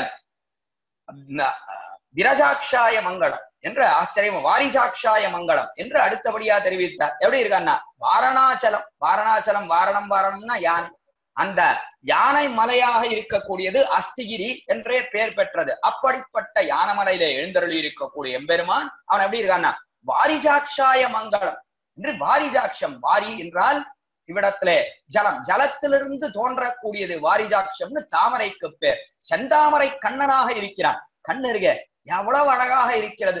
தஸ்யேதா கப்யாசம் புண்டரீகமேவ மக்ஷினி தஸ்ய உதிதி நாமா என்று வர்ணிக்கிறது சாந்தோக்கிய உபனிஷத்து. அப்படிப்பட்ட ஆச்சரியமான தாமரை கண்ணனாக இருக்கிறான். ஒரு ஆழ்ந்த நீள் நிறையிலிருந்து நீண்ட நாளத்தோடைய தோன்றினார். ஒரு தாமரை ஆயிரக்கணக்கான இதழோடைய கூடிய தாமரை சூரியனாலே நன்றாக விகாசம் அடையப்பட்டதே. ஆனால் அது எப்படி இருக்குமோ? கம்பீராம்ப சமுபூத சுமுஷ்டனால ரவிகர விகிஸ்த புண்டரீக தலாமல ஆயத்த ஈக்ஷணகா என்று தெரிவித்தார் சுவாமி எம்பெருமானார். கப்யாசம் ஸ்ருதிக்கு அர்த்தம் தெரிவிக்கும் காலத்துல கப்யாசம் என்று ஸ்ருதி வாக்கியம், கப்யாசம்னா விடத்துல கம்பிபதி இதி கபிஹி என்று சூரியனுடைய கிரணத்தாலே நன்றாக நீரையெல்லாம் பருகிறான் சூரியன். அப்படிப்பட்ட சூரியனாலே நன்றாக மலர்த்தப்பட்ட ஒரு தாமரை. அந்த தாமரை எப்படி இருக்கு? ஆழ்ந்த நீர்நிலையிலே கம்பீராம்ப சமுத்பூத ஸ்முஷ்டனால அதிலிருந்து இருக்கக்கூடிய தாமரை அது நல்ல நீண்ட நாளத்தோட கூடியிருக்கிறது. அதற்கு மேலே ஆயிரக்கணக்கான இதழ்களோட பெரிய தாமரையா இருக்கு. அது சூரியனாலே ரவிகர விகசித புண்டரீக தலாமலாயத ஈக்ஷணா நன்றாக சூரியனாலே மலர்த்தப்பட்டதேனால் அது எப்படி மலர்ந்திருக்குமோ அதை போலே கண்ணழகு படைத்தவன் எம்பெருமான்னு கொண்டாடினார். அந்த கண்ணழகு யாருக்கு பொருத்தம்னா மணவாள மாமியின் விடத்தை தெரிவிக்கிறார். அந்த கண்ணழகு என்று சொன்னால் அது தேவப்பெருமாளுக்கே உண்டானது. என்ன கிருபை, என்ன கிருபை தேவப்பெருமாள்! எத்தனை கிருபை இருந்தால் எல்லாவற்றையும் ரட்சிப்பார் தேவப்பெருமாள். பிரமாங்களை ரட்சித்தார், பிரமாதாக்களை ரட்சிக்கிறார், எல்லாவற்றையும் ரட்சிக்கிறார் தம்முடைய கிருபையை கொண்டு. அதல்லவா அவருடைய கிருபை. இந்த கிருபையே கோள் சொல்லி கொடுக்கக்கூடியது அந்த கண், இந்த தேவப்பெருமானுடைய கண் என்று பார்க்கிறோம். பிரமாணத்தை ரட்சிக்கிறார் பிரமாதா சுவாமி எம்பெருமானார். அவரை ரட்சித்தார். இந்தியாட்டவி மருவும் பறையிலே எம்பெருமானாரை அழைத்து சென்று யாதவ பிரகாசன் கொள்ள வேண்டும் என்று நினைத்த காலத்திலே ஒரு வேடன் வேடுவிச்சி வடிவை கொண்டு அவ்விடத்திலிருந்து அழைத்து வந்தார் சுவாமி எம்பெருமானாரை. அதனாலே பிரமாதாவான சுவாமி எம்பெருமானாரை ரட்சித்தார், பிரமாணத்தை ரட்சித்தார். ஸ்ரீவச்சன பூஷண திவ்யசாஸ்திரத்தை அருளி செய்தவரே காஞ்சிபுரம் தேவப்பெருமாள் தான். அவர்தான் பிள்ளலோகாச்சாரியர் என்று கொண்டாடப்படுகிறோம். ஆக அப்படிப்பட்ட ஆச்சரியமான தேவப்பெருமாள் பிரமாணத்தையும் ரட்சித்தார், பிரமாதாவையும் ரட்சித்தார். அதனாலே பிரமேயபூதனான தன்னைத்தானே ரட்சித்துக் கொண்டார். பிரமாணம் பிரமாதா இல்லை என்று சொன்னால் பிரமேயம் எப்படி ரட்சிப்பட்டதாகும்? பிரமாணம் பிரமாணம் என்றால் பிரமேயபூதனான எம்பெருமானை தெரிவிக்கக்கூடிய புஸ்தகங்கள். அந்த பிரமேயம் என்ற எம்பெருமானுக்கு பேர். அதற்கு மேலே பிரமாதாக்கள் இந்த புஸ்தகங்களை எல்லாம் எழுதுகிறார்களே அவர்களுக்கு பிரமாதாக்கள்னு பேர். புரியறதுக்காக தெரிவித்து ஆக அப்படிப்பட்ட பிரமாதாக்கள் அந்த பிரமாதாக்களையும் ரட்சித்து பிரமேயபூதனான தன்னைத்தானே ரட்சித்துக் கொண்டான். பிரமாணத்தை ரட்சித்து பிரமேயபூதனான தன்னைத்தானே ரட்சித்துக் கொண்டான். எத்தனை கிருபை, எத்தனை கிருபை! இன்றளவும் எல்லோரும் பார்க்கும்படியாக அந்த திருக்கண் பார்வைக்கு இலக்காகும்படியாக அல்லவா நின்று கொண்டிருக்கிறான். அப்படிப்பட்ட ஆச்சரியமான திருக்கண்ணோடைய கூடினவன் அந்த எம்பெருமான் என்று பார்க்கிறோம். தேவராஜன் என்று பார்க்கிறோம். அவ்வளவு கிருபை இருக்கிறது அவனுடைய கண்ணிலே என்று பார்க்கிறோம். நேத்ரசாக்குரு கரீஷசதாமே என்று தெரிவித்தார் புறத்தாழ்வான். அற்புதமாக தம்முடைய வரஜராஜ ஸ்தவத்துல ஆச்சரியமா தெரிவிக்கிறார். நேத்திரன்னா அதை போல கண்ணழகு கிடையாது என்று கொண்டாடுகிறார். அதனாலே தான் சுவாமி எம்பெருமானார் புறத்தாழ்வானை அவ்விடத்திலே அழைத்து சென்றார். வரதராஜஸ்தவத்தை அவன் முன்பு சொல்லும்படியா செய்தார். அவனிடத்திலே கண்ணையே கேளும் என்றும் தெரிவித்தார். வரதராஜனிடத்திலே என்ன கண்ணழகு படைத்தவன் தான் கண்ணை கொடுக்க முடியும். அதனாலே அவ்வளவு கண்ணழகோடைய கூடினவர் தேவராஜ பெருமாள். அந்த கண்ணழகுக்கு மங்களம் என்று அடுத்தபடியா அழகுக்கு கண்ணழகுக்கு மங்களாசாசனம் செய்கிறார் சுவாமி மணவாள மாமுனிகள் தம்முடைய 4ஆம் ஸ்லோகத்தாலே. அடுத்தபடியா 5ஆம் ஸ்லோகத்திலே இந்த 4 ஸ்லோகங்கள் எம்பெருமானுடைய அழகை வர்ணிக்கிறது. அடுத்தபடியா 5வது ஸ்லோகம். அந்த 5வது ஸ்லோகத்திலே அத்யாபி சர்வபூதானா அபிஷ்ட பலதாயினே பிரணதார்த்தி அராயாஸ்து பிரபவே மம மங்களம். அடுத்தபடியா தெரிவித்தார் இடத்திலே அத்யாபி சர்வபூதானாம் இன்றளவும் சர்வபூதங்கள் எல்லா பூதங்களுக்கும், பூதங்கள்னா என்ன? எல்லா மனிதர்கள் எல்லா உயிரினங்கள் பூ சத்தாயாம்னு தாத்து எதெல்லாம் சத்தையோட இருக்கிறதோ அத்தனைக்கும் எம்பெருமான் கிருபையை வாரி வருஷிக்கிறான் நம்மிடத்திலே. அதை தெரிவித்தார். அத்யாபி சர்வபூதானாம் அபிஷ்ட பலதாயிரே எல்லாருக்கும் பலத்தை கொடுக்கிறான் எம்பெருமான். அப்படிப்பட்ட பலத்தை கொடுக்கும் காலத்துல எப்படி இருக்கான்னா அவன் பிரணதார்த்தி அராயாஸ்து பிரபவே மம மங்களம் என்று நான்முகன் அபேட்சித்தான், பிரம்மா அபேட்சித்தார். அவருக்கு மட்டுமா பழம் கொடுக்கிறார்? இல்லையே, அவனுக்கு மட்டும் கொடுக்கல, இன்றளவும் அவ்விடத்திலே நின்று கொண்டிருக்கிறான். அவனுக்கு மட்டும் பலம் கொடுக்க வேண்டி இருக்குமேயானால் அப்பொழுது என்னைக்கு பிரம்மா யாகத்தை பண்ணி முடித்தாரோ அவருக்கு பலனை அளித்து உடனடியாக தன்னுடைய சோதி என்று சொல்லக்கூடிய பரமதத்துக்கு எழுந்தருளி இருக்க வேண்டும் எம்பெருமான். ஆனா அதை செய்யவில்லையே. இன்றளவும் அவ்விடத்திலே எல்லோருக்கும் பலனை கொடுக்க வேண்டும் என்றல்லவா எழுந்தருளி இருக்கிறார். எத்தனை அவமரியாதைப்படுத்தணும் நாம், அதையெல்லாம் பொறுத்து கொண்டு அர்ச்சாவதாரத்திலே எழுந்தருளி இருக்கிறார் எம்பெருமான். அதான் அவனுடைய கிருபை என்று கொண்டாடுகிறார். அப்படிப்பட்டவன் பிரணதார்த்தி அராயாஸ்து பிரபவே மம மங்களம் என்று பிரணதார்த்தி அரண், பிரணதார்த்தி என்று எத்தனை துக்கங்கள், அந்த துக்கத்தை எல்லாம் போக்கக்கூடியவன் எம்பெருமான் பிரணதார்த்தி அரண் என்று அரதீதி அரஹா எல்லாவற்றையும் போக்கக்கூடியவன் பிரணதார்த்தி. அவனை வணங்கினவர்கள், அந்த வணங்கினவர்களுக்கு எதெல்லாம் துக்கம் ஏற்படுறதோ அதெல்லாம் போக்கக்கூடியவன் இந்த எம்பெருமான் என்ற அர்த்தம். நாளை துக்கத்தை போக்கக்கூடியவன் பிரணதார்த்தி அரண். சில பேர் பிரணதார்த்தி அரண் குழந்தைகளுக்கு பேர் வைப்பார். பேர் வச்சுட்டோ கடைசியிலே பிரணதார்த்தி பிரணதார்த்தி நடைப்பார். பிரணதார்த்தி நடைச்சா என்ன? துக்கம்னு அர்த்தம். துக்கத்தை கொடுக்கக்கூடிய, துக்கத்தை கடைசியில அந்த குழந்தை நிறைய துக்கத்தை கொடுக்கும். அல்லது அரன் அரன்னு அடிச்சா அழிக்கக்கூடியவன் அர்த்தம். அழிக்க கடைசியில அழிச்சு விடுறது, தாயார் தாப்பனாரையே அழிச்சு விடுறது. நாளே பிரணதார்த்தி அரண்னு பேர் வச்சா பிரணதார்த்தி அரண் தான் அழைக்கணுமே தவிர அதை ஒரு காலத்திலையும் சுருக்க கூடாது. இந்த பேரை சுருக்கிறதுன்னு எடுத்திருக்கேன், அது நாம் நிறைய கத்து வச்சிருக்கோம். நிறைய பேரை வைக்கிறது ஸ்ரீனிவாசன் பேர் வச்சுட்டு சீனுன்னு அழைக்கிறது.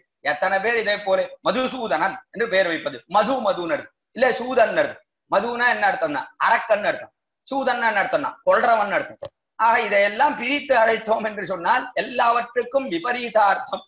அதனாலே ஒரு காலத்திலும் இவ்விடத்திலே பிரணதார்த்தியரன் என்கிற அந்த பெயரை பிரித்து சுருக்கி அழைக்க கூடாது என்பது பெரியோர்கள் காட்டக்கூடிய அற்புதமான அர்த்த விசேஷம். அப்படிப்பட்ட பிரணதார்த்தியரனாக இருக்கக்கூடியவன் துக்கத்தை எல்லாம் போக்கக்கூடியவன் என்று அவனுடைய உயர்ந்த கல்யாண குணத்தை அடுத்தபடியாக கொண்டாடினார் இவ்விடத்திலே சுவாமி மணவாள மாமுனிகள். அப்படிப்பட்ட உயர்ந்த கல்யாண குணத்தோட கூடியிருக்கிறான், சௌந்தரியத்தோட கூடியிருக்கிறான். அடுத்தபடியாக அந்த கல்யாண குணத்தோட கூடியிருக்கிறான். சௌந்தரியம் இருந்தா போருமா?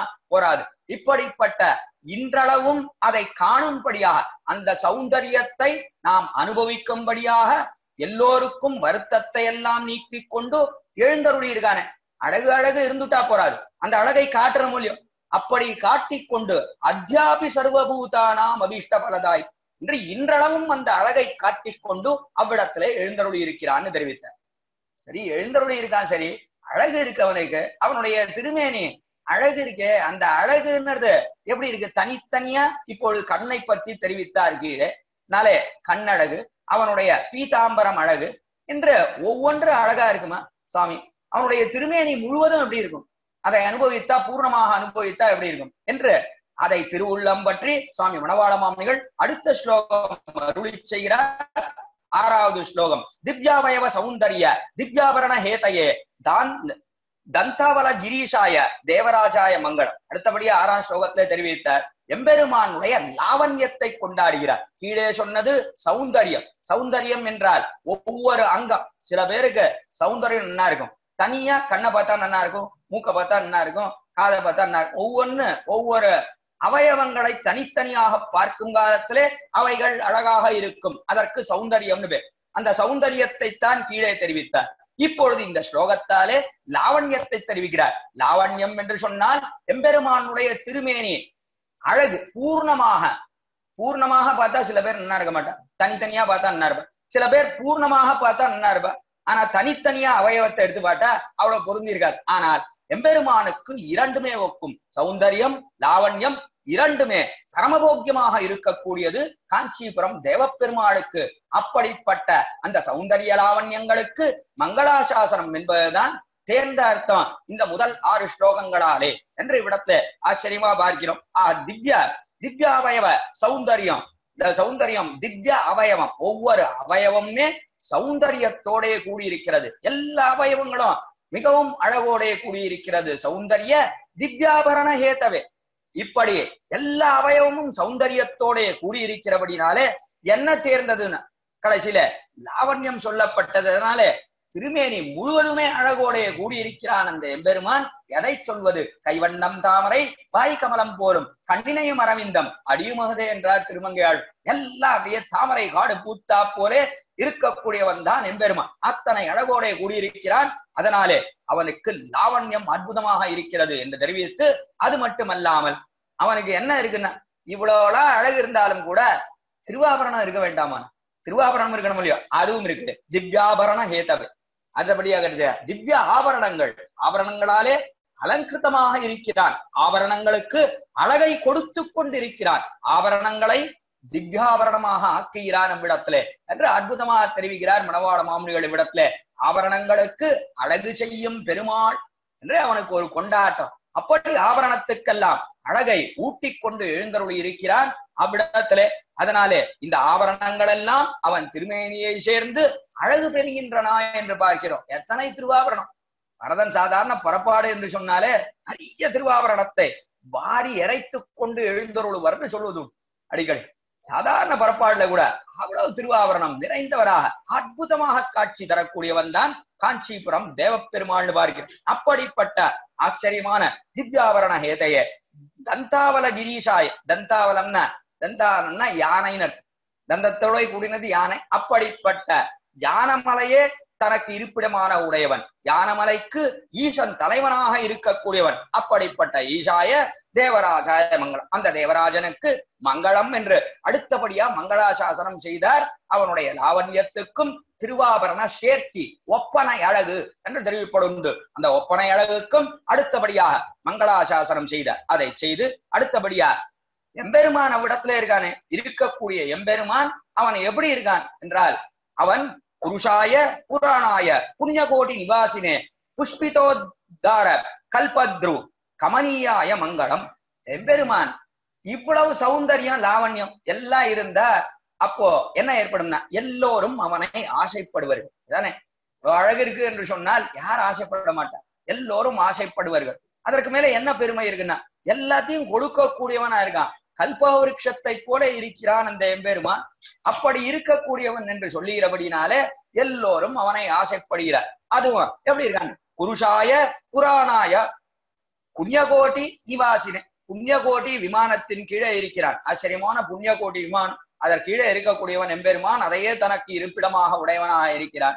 அப்படிப்பட்ட அந்த எம்பெருமான் அவன் புருஷாய புராணாய, அவன் புராணாய புருஷா. ஆனா எப்படி எப்பொழுதும் நித்தியம், புராணாய புருஷான்னு எப்பொழுதும் நித்தியமாக இருக்கக்கூடியவன் என்ற அர்த்தம். நித்தியமாக எழுந்தருளி இருக்கிறான் அந்த எம்பெருமான். சம்சாரம் கிழங்கெடுத்தால் அல்லது பேரேன் என்று நிற்கிறான். உச்சாவதாரத்துல எப்படி நின்று இருக்கான் ஞானமலையில என்றால், இந்த சம்சாரத்துல இனி ஒருத்தன் பாக்கி இல்லைன்னா எல்லாரும் பரமபதத்துக்கு வந்தாய் என்றால் ஒழிய இந்த யானமலை அஸ்திகிரியை விட்டு போக மாட்டேன் என்று சங்கல்பம் செய்து கொண்டு அவ்விடத்திலே தேவப்பெருமாள் எழுந்தருளி இருக்கிறார் என்று பார்க்கிறோம். ஆக அப்படிப்பட்ட புருஷாய புராணாய புண்ணியகோட்டி நிவாசினே, அவன் புண்ணியகோட்டி அந்த நிவாசாய என்று அவ்விடத்தை விமானத்தை தனக்கு இருப்பிடமாக கொண்டு எழுந்தருளி இருக்கிறான். அப்படிப்பட்டவன் எப்படி இருக்கான்? புஷ்பிதோதார கல்பத்ரு, புஷ்பிதம் நன்னா பூ இருக்கக்கூடிய கல்பத்ரு என்று கல்ப மரம், கல்பக விருட்சம் கல்பத்ரு என்று பேர். அப்படிப்பட்ட கல்பக மரத்தை போல இருக்கிறான். நன்னா புஷ்பித்த கல்பக விருட்சத்தை போல ஆச்சரியமாக சங்க சக்கரத்தை ஏந்திவனாக, கதையை ஏந்திவனாக அப்படி சேவை சாதிக்கிறானே எம்பெருமான். அதான் அழகு அழகு என்று கொண்டாடுகிறார் இவ்விடத்திலே. அதனாலே இப்படி ஒரு கல்ப விருட்சம் பூத்தா போலே நின்றது என்று சொன்னால் யார்தான் ஆசைப்பட மாட்டாரு?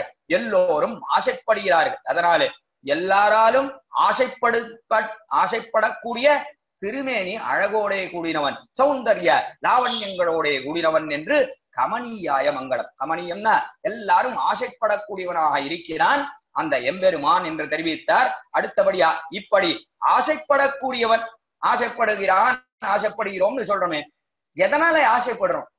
இந்த எம்பெருமானை சௌந்தர்ய சௌகர்வாரியோ இதனால ஆசைப்படுறோம். ஆனால் மிகவும் முக்கியமான ஒரு காரணம் உண்டு. என்ன காரணம் உண்டு என்றால், அது அவனுக்கே உண்டான தனிப்பட்ட பெருமை. அதைத்தான் அடுத்தபடியாக இந்த 8வது ஸ்லோகத்திலே ஆச்சரியமாக காட்டுகிறார் சுவாமி மணவாள மாமுனிகள்.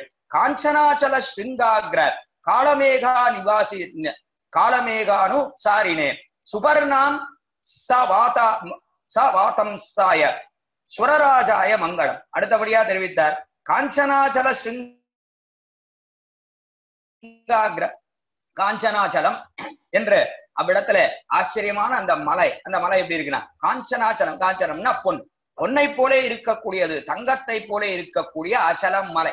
காஞ்சனாச்சலம் தங்கத்தை போலே அற்புதமாக இருக்கக்கூடிய அந்த மலை, அந்த மலைக்கு ஸ்ருங்காக்ர காலமேகம் படிந்தா போலே இருக்கிறான் அந்த எம்பெருமான். ஒரு பொன்மலையிலே காலமேகம் படிந்தா போலே இருக்கிறான் என்று தெரிவிக்கிறார் ஆழ்வார். தெரிவித்தார் எங்க ஆழ்வார், நம்ம ஆழ்வார் அவர் தெரிவித்தார் காசின பறவை ஊர்ந்து பொன்மலையின் மீமிசை கார்முகில் போல் மாசின மாலி மாலி மானென்னு அங்கவர் படக்கனென்னு முன்னின்னார் காசினவேந்தே களிர்முதியானே கடிவயல் திருப்புளிங்குடியாய் காசிர வாடி சங்குவாள் வில் தண்டேந்தி எம்மிடர் கடிவானேன்னு அற்புதமாக பாசுரம் பாடினார். திருப்புளிங்குடி பதிகம் 9ஆம் பத்திலே 2ஆம் திருவாய்மொழியிலே 6ஆம் பாசுரம் அதிலே தெரிவிக்கிறார் அற்புதமா. காசின பறவை ஊர்ந்து பொன்மலையின் மீமிசை கார்முகில் போல். காசின பறவை என்ற கருடனுக்கு பேர். அந்த கருடன் பேரிலே ஊர்ந்து வருகிறான் எம்பெருமான். அவன் கருடாரூடனா அப்படி சேவை சாதித்து வருகிறான். அதைத்தான் இவ்விடத்திலே மணவாள மாமுனிகள் அற்புதமாக தெரிவிக்கிறார். 2வது வரியிலே சுபர்ணாம் சவாதாம் சாய சவதம் சாய சுரராஜாய மங்களம் என்று அடுத்தபடியா அற்புதமாக காட்டியருள்கிறார். இவ்விடத்துல எப்படி இருக்கக்கூடியவன் இந்த எம்பெருமான் என்றால் அதை தெரிவிக்கிறார். சுபர்ணாம் என்று, சுபர்ணாம்னா கருடனுக்கு என்ன அழகுன்னா ரெக்கைகள் இருக்கே, அதற்கு அந்த சுபர்ணகம் அந்த மிளகிய மிகவும் அழகோடைய கூடின ரக்கைகளை உடையவன் என்ற அர்த்தம். அப்படிப்பட்ட சுபர்ணனாக இருக்கிறார். அந்த சுபர்ணன் கருடன் இருக்கானே, அவன் கருடன் பேரிலே ஏறிக்கொண்டு எம்பெருமான் வருகிறான். காசின பறவையூர்ந்து பொன்மலையின் மீமிசை கார்மிகில் போல். இதை அப்படியே மணவாள மாமுனிகளிடத்திலே ஸ்லோகமாக காட்டுறார். பொன்மலையின் மீமிசை கார்முகில் போல் காசின பறவை உண்டு. அதைத்தான் 2 அடிகளிலே காட்டுகிறார் மணவாள மாமுனிகள் இந்த ஸ்லோகத்திலே. பொன்மலை அதைத்தான் காஞ்சனாச்சலம்னு காட்டினார். பொன்மலை, அந்த பொன்மலையிலே படியக்கூடிய ஒரு கார்முகில்.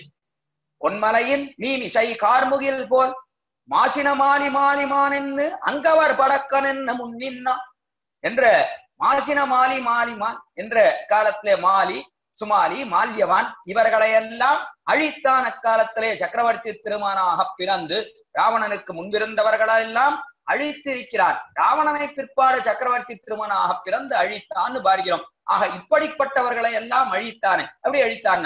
காசின பறவையூர்ந்து என்று பறவையின் பேரிலே ஏறி வந்தான், அழித்தான். கருடாரூடனாக வந்து மாலி சுமாரி மால்யவான் இவர்களை எல்லாம் அழித்தான் என்று அவ்விடத்திலே விருத்தாந்தம் பார்க்கிறோம். அப்படிப்பட்டவனை எங்கே சேவிக்கலாம்னா ஆழ்வார் தெரிவித்தார்.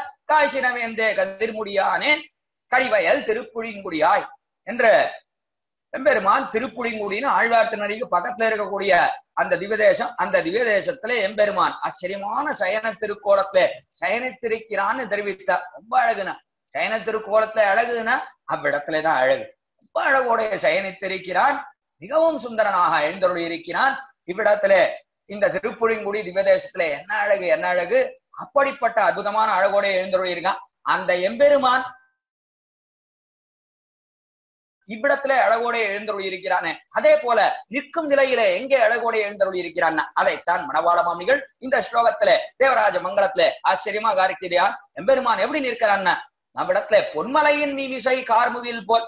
அதே போலத்தான் இவ்விடத்திலே காஞ்சனாச்சலம் என்று சொல்லக்கூடிய இந்த தங்கமலையின் பேரிலே ஒரு மேகம் படிந்தா போலே காலமேக நூசாரினே என்று காலமேகம் படிந்தா போலேதான் எம்பெருமான் இவ்விடத்திலே எழுந்தருளி இருக்கிறான், கருத்த மேகத்தை போலே. அப்படிப்பட்டவனுக்கு எது விசேஷம்னா, அவனுக்கே விசேஷம் என்று சொன்னால் கருட சேவைதான். வையம் கண்ட வைகாசி திருநாள் என்று தெரிவித்தாள். காஞ்சிபுரம் கருட சேவைன்னா அது தெரியாதவர்களே கிடையாது. அதனால எவ்வளவு விசேஷம், எவ்வளவு விசேஷம்! என்ன அற்புதமாக எழுந்தருளுகிறான் இடத்திலே எம்பெருமான். கருட சேவையில மிகவும் ஆச்சரியமாக எழுந்தருளுகிறான் என்று பார்க்கிறோம். தனிப்பட்ட அழகுனா அந்த கருட சேவைனா அதை போல கிடையாது என்று நாம் அனுபவிக்கிறோம். ஆக அப்படிப்பட்ட கருடாருடனாக சேவை சாதிக்கிறான். அதனாலே எல்லோரும் அவனை வேண்டும் வேண்டும் என்று ஆசைப்படுகிறார்கள். நாளை ஆசைப்படுவதற்கே காரணம் என்ன? கருடாருடனாக அந்த எம்பெருமான் சேவை சாதிக்கிறான். அப்படிப்பட்ட சுரராஜாய மங்களம். சுரர்கள் தேவதைகள், தேவதைகளுக்கு ராஜாவான தேவராஜனுக்கு மங்களம் என்று அடுத்தபடியா கருடாரூடனான எம்பெருமானுக்கு மங்களம் பொன்மலையின் மீமிசை எழுந்தருளி இருக்கக்கூடிய அந்த கார்மேகனாக இருக்கக்கூடிய எம்பெருமான் தேவப்பெருமாள் அவனுக்கு மங்களம் என்று அடுத்த ஸ்லோகத்திலே காட்டினார். அதுதான் 8வது ஸ்லோகத்துக்கு உண்டான விஷயம் என்று பார்க்கிறோம். அடுத்தபடியா 9வது ஸ்லோகத்துல தெரிவிக்கிறார் மணவாள மாமுனிகள். இவ்வளவுலாம் கருடாருடனாக எல்லாம் இருந்தாலும் கூட அவன் நமக்கு எதை கொடுக்கிறான் சுவாமி, நம் விஷயத்திலே அவன் காரியம் செய்வனா என்றால் செய்கிறான் என்று அடுத்தபடியா காட்டினார். போகாபவர்க யோரேகம் வாஞ்சத்யோ தததே துவயம் ஸ்ரீமத் வரதராஜாய மகோதாராய மங்களம். மிகவும் உதாரணமாக எழுந்தருளி இருக்கிறான். என்ன ஔதாரியம் அந்த தேவ பெருமாளுக்கு என்று சொன்னால் எல்லாத்தையும் கொடுக்கிறான்னா. எதை கொடுக்கிறான்னா, இந்த லோகம் இருள் தருமா ஞாலம். இந்த லோகம் எப்படி இருக்கு அப்படின்னா, இருள் தருமா ஞாலத்துள் இனி பிறவி ஆண் வேண்டு மறுநீ மடனெஞ்சே வாட்டாத்தான் அடிவடங்கேன்னு ஆழ்வார் தெரிவித்தார்.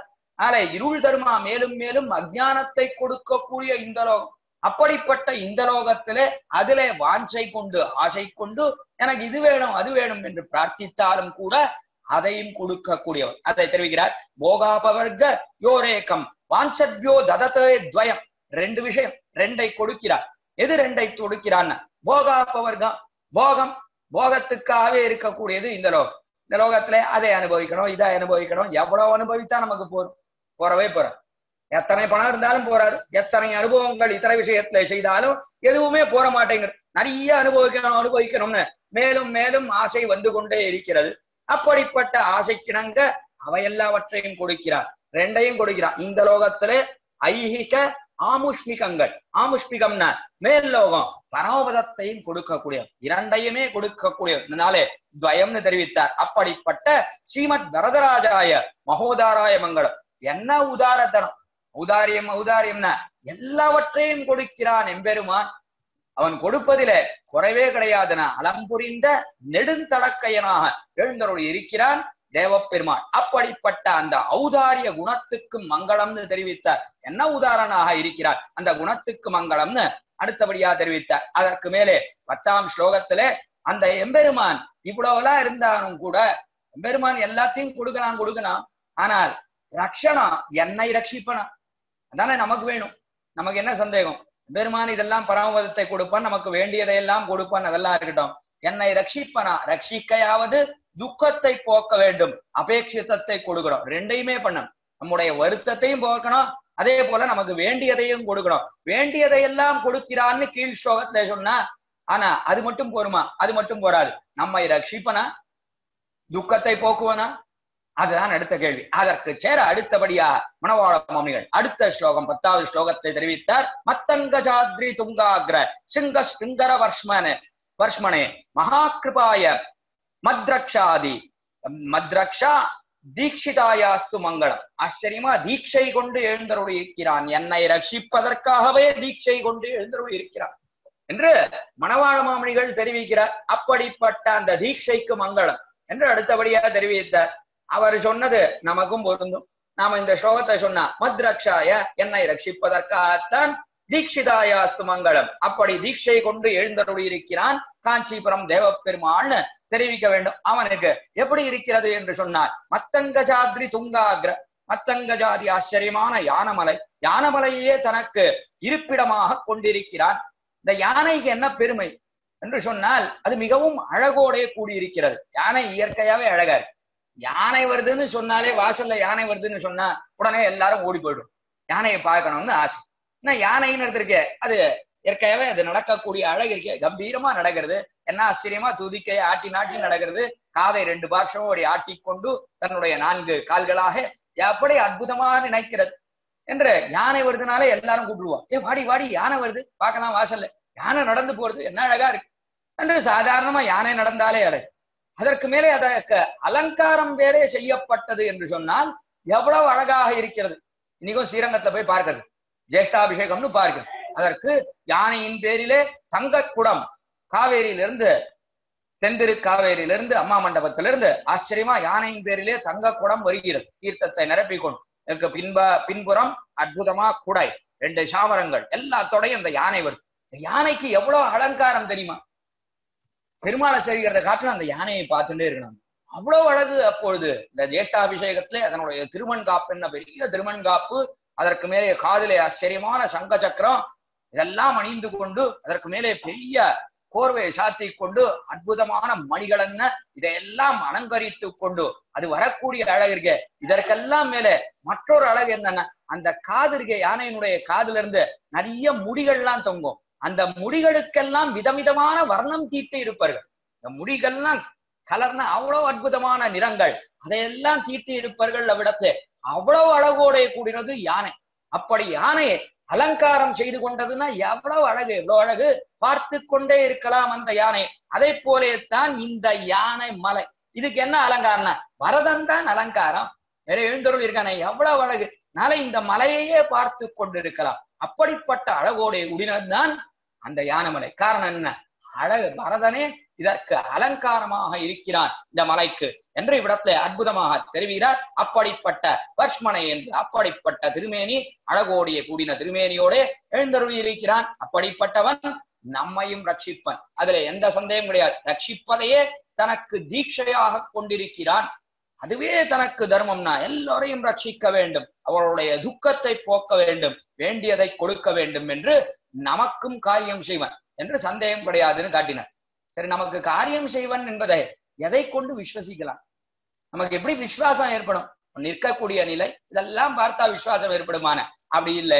அவன் காரியம் செய்வன் என்று எதை கொண்டு நாம் விஸ்வசிக்கலாம்னா நடந்த விருத்தாந்தம்னா நடந்த ஒரு சரித்திரம். அதை அடுத்த ஸ்லோகத்துல அற்புதமாக காட்டுகிறார். 11ஆம் ஸ்லோகத்திலே ஸ்ரீகாஞ்சி பூர்ணமிஷ்டேன பிரீத்யா சர்வாபிபாஷினே அதீதாச்ச வியவஸ்தாய அஸ்தித்ரீஷாய மங்களம். அடுத்தபடியா தெரிவித்தார், எம்பெருமான் அஸ்தித்ரீஷன், அஸ்திகிரிக்கு ஈசனாக எழுந்தருளி இருக்கிறான். அப்படிப்பட்ட அந்த எம்பெருமான் அவன் செய்த காரியம் என்ன?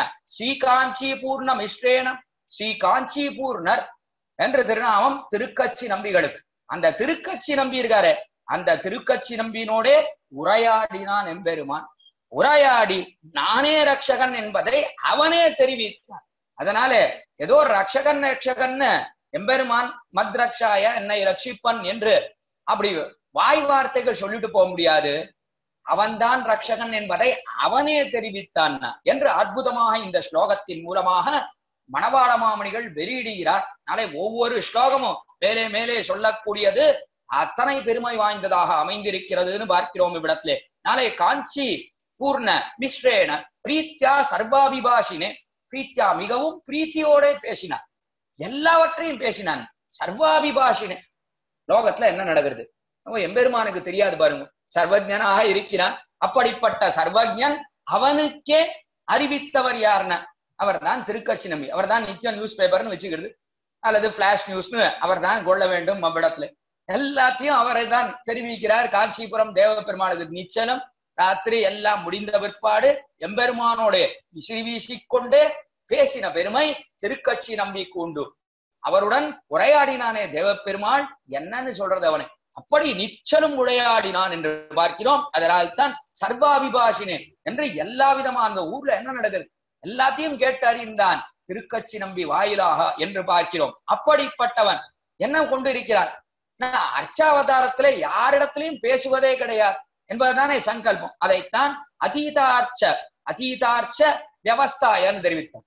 அதீதார்ச்ச வியவஸ்தாய ஒரு வியவஸ்தை கொண்டு இருக்கிறான். அர்ச்சாவதாரத்திலே யாருடனும் பேசுவதில்லை என்று கொண்டிருக்கிறான். அப்படிப்பட்டதை அதீதன், அதை மீறினான். அக்காலத்திலே தன்னுடைய சங்கல்பத்தையே தான் மீறி வார்த்தை ஆடினான்.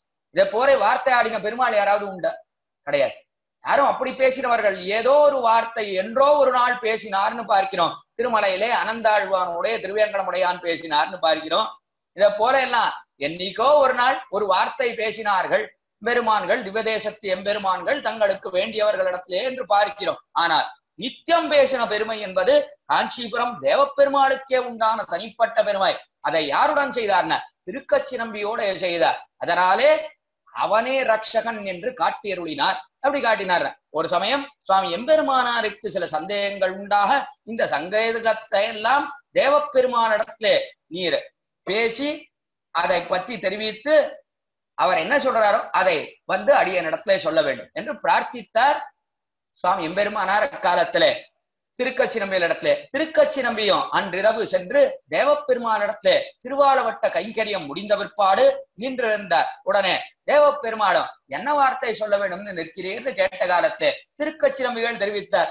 இடத்துல இளையாழ்வார்னு ஒருத்தர் இருக்காரே, அப்படிப்பட்டவர் இந்த ராமானுஜர். அவருக்கு சில சந்தேகங்கள் இருக்கின்றன, அந்த சந்தேகங்களை தேவரீர் போக்கியருள வேணும் என்று பிரார்த்தித்து நிற்கிறேன் என்று தெரிவித்தார். தெரிவித்த உடனே அப்பொழுது தெரிவித்த 6 வார்த்தைகள் தான் தேவப்பெருமாள் சொன்ன 6 வார்த்தைகள் தான் நமக்கு அருமருந்தாக இருக்கக்கூடிய அற்புதமான வார்த்தைகள். அகமேவ பரந்தத்துவம் தர்சனம் தேதேவச உபாயேஷு பிரபத்தி ஸ்யாத் அந்திம ஸ்மிருதி வர்ஜனம் தேகாவசானே மோட்சம் ச பூர்ணாச்சாரியம் சமாஸ்ரய என்பதுதான் அந்த 6 அற்புதமான வார்த்தைகள். இந்த 6 வார்த்தை அதை தெரிவித்தார். நானே அறப்பெரியவன், அதைத்தான் காட்டுகிறார். அவர்ல மலையின் மேலே நின்று கொண்டு காட்டுகிறான்.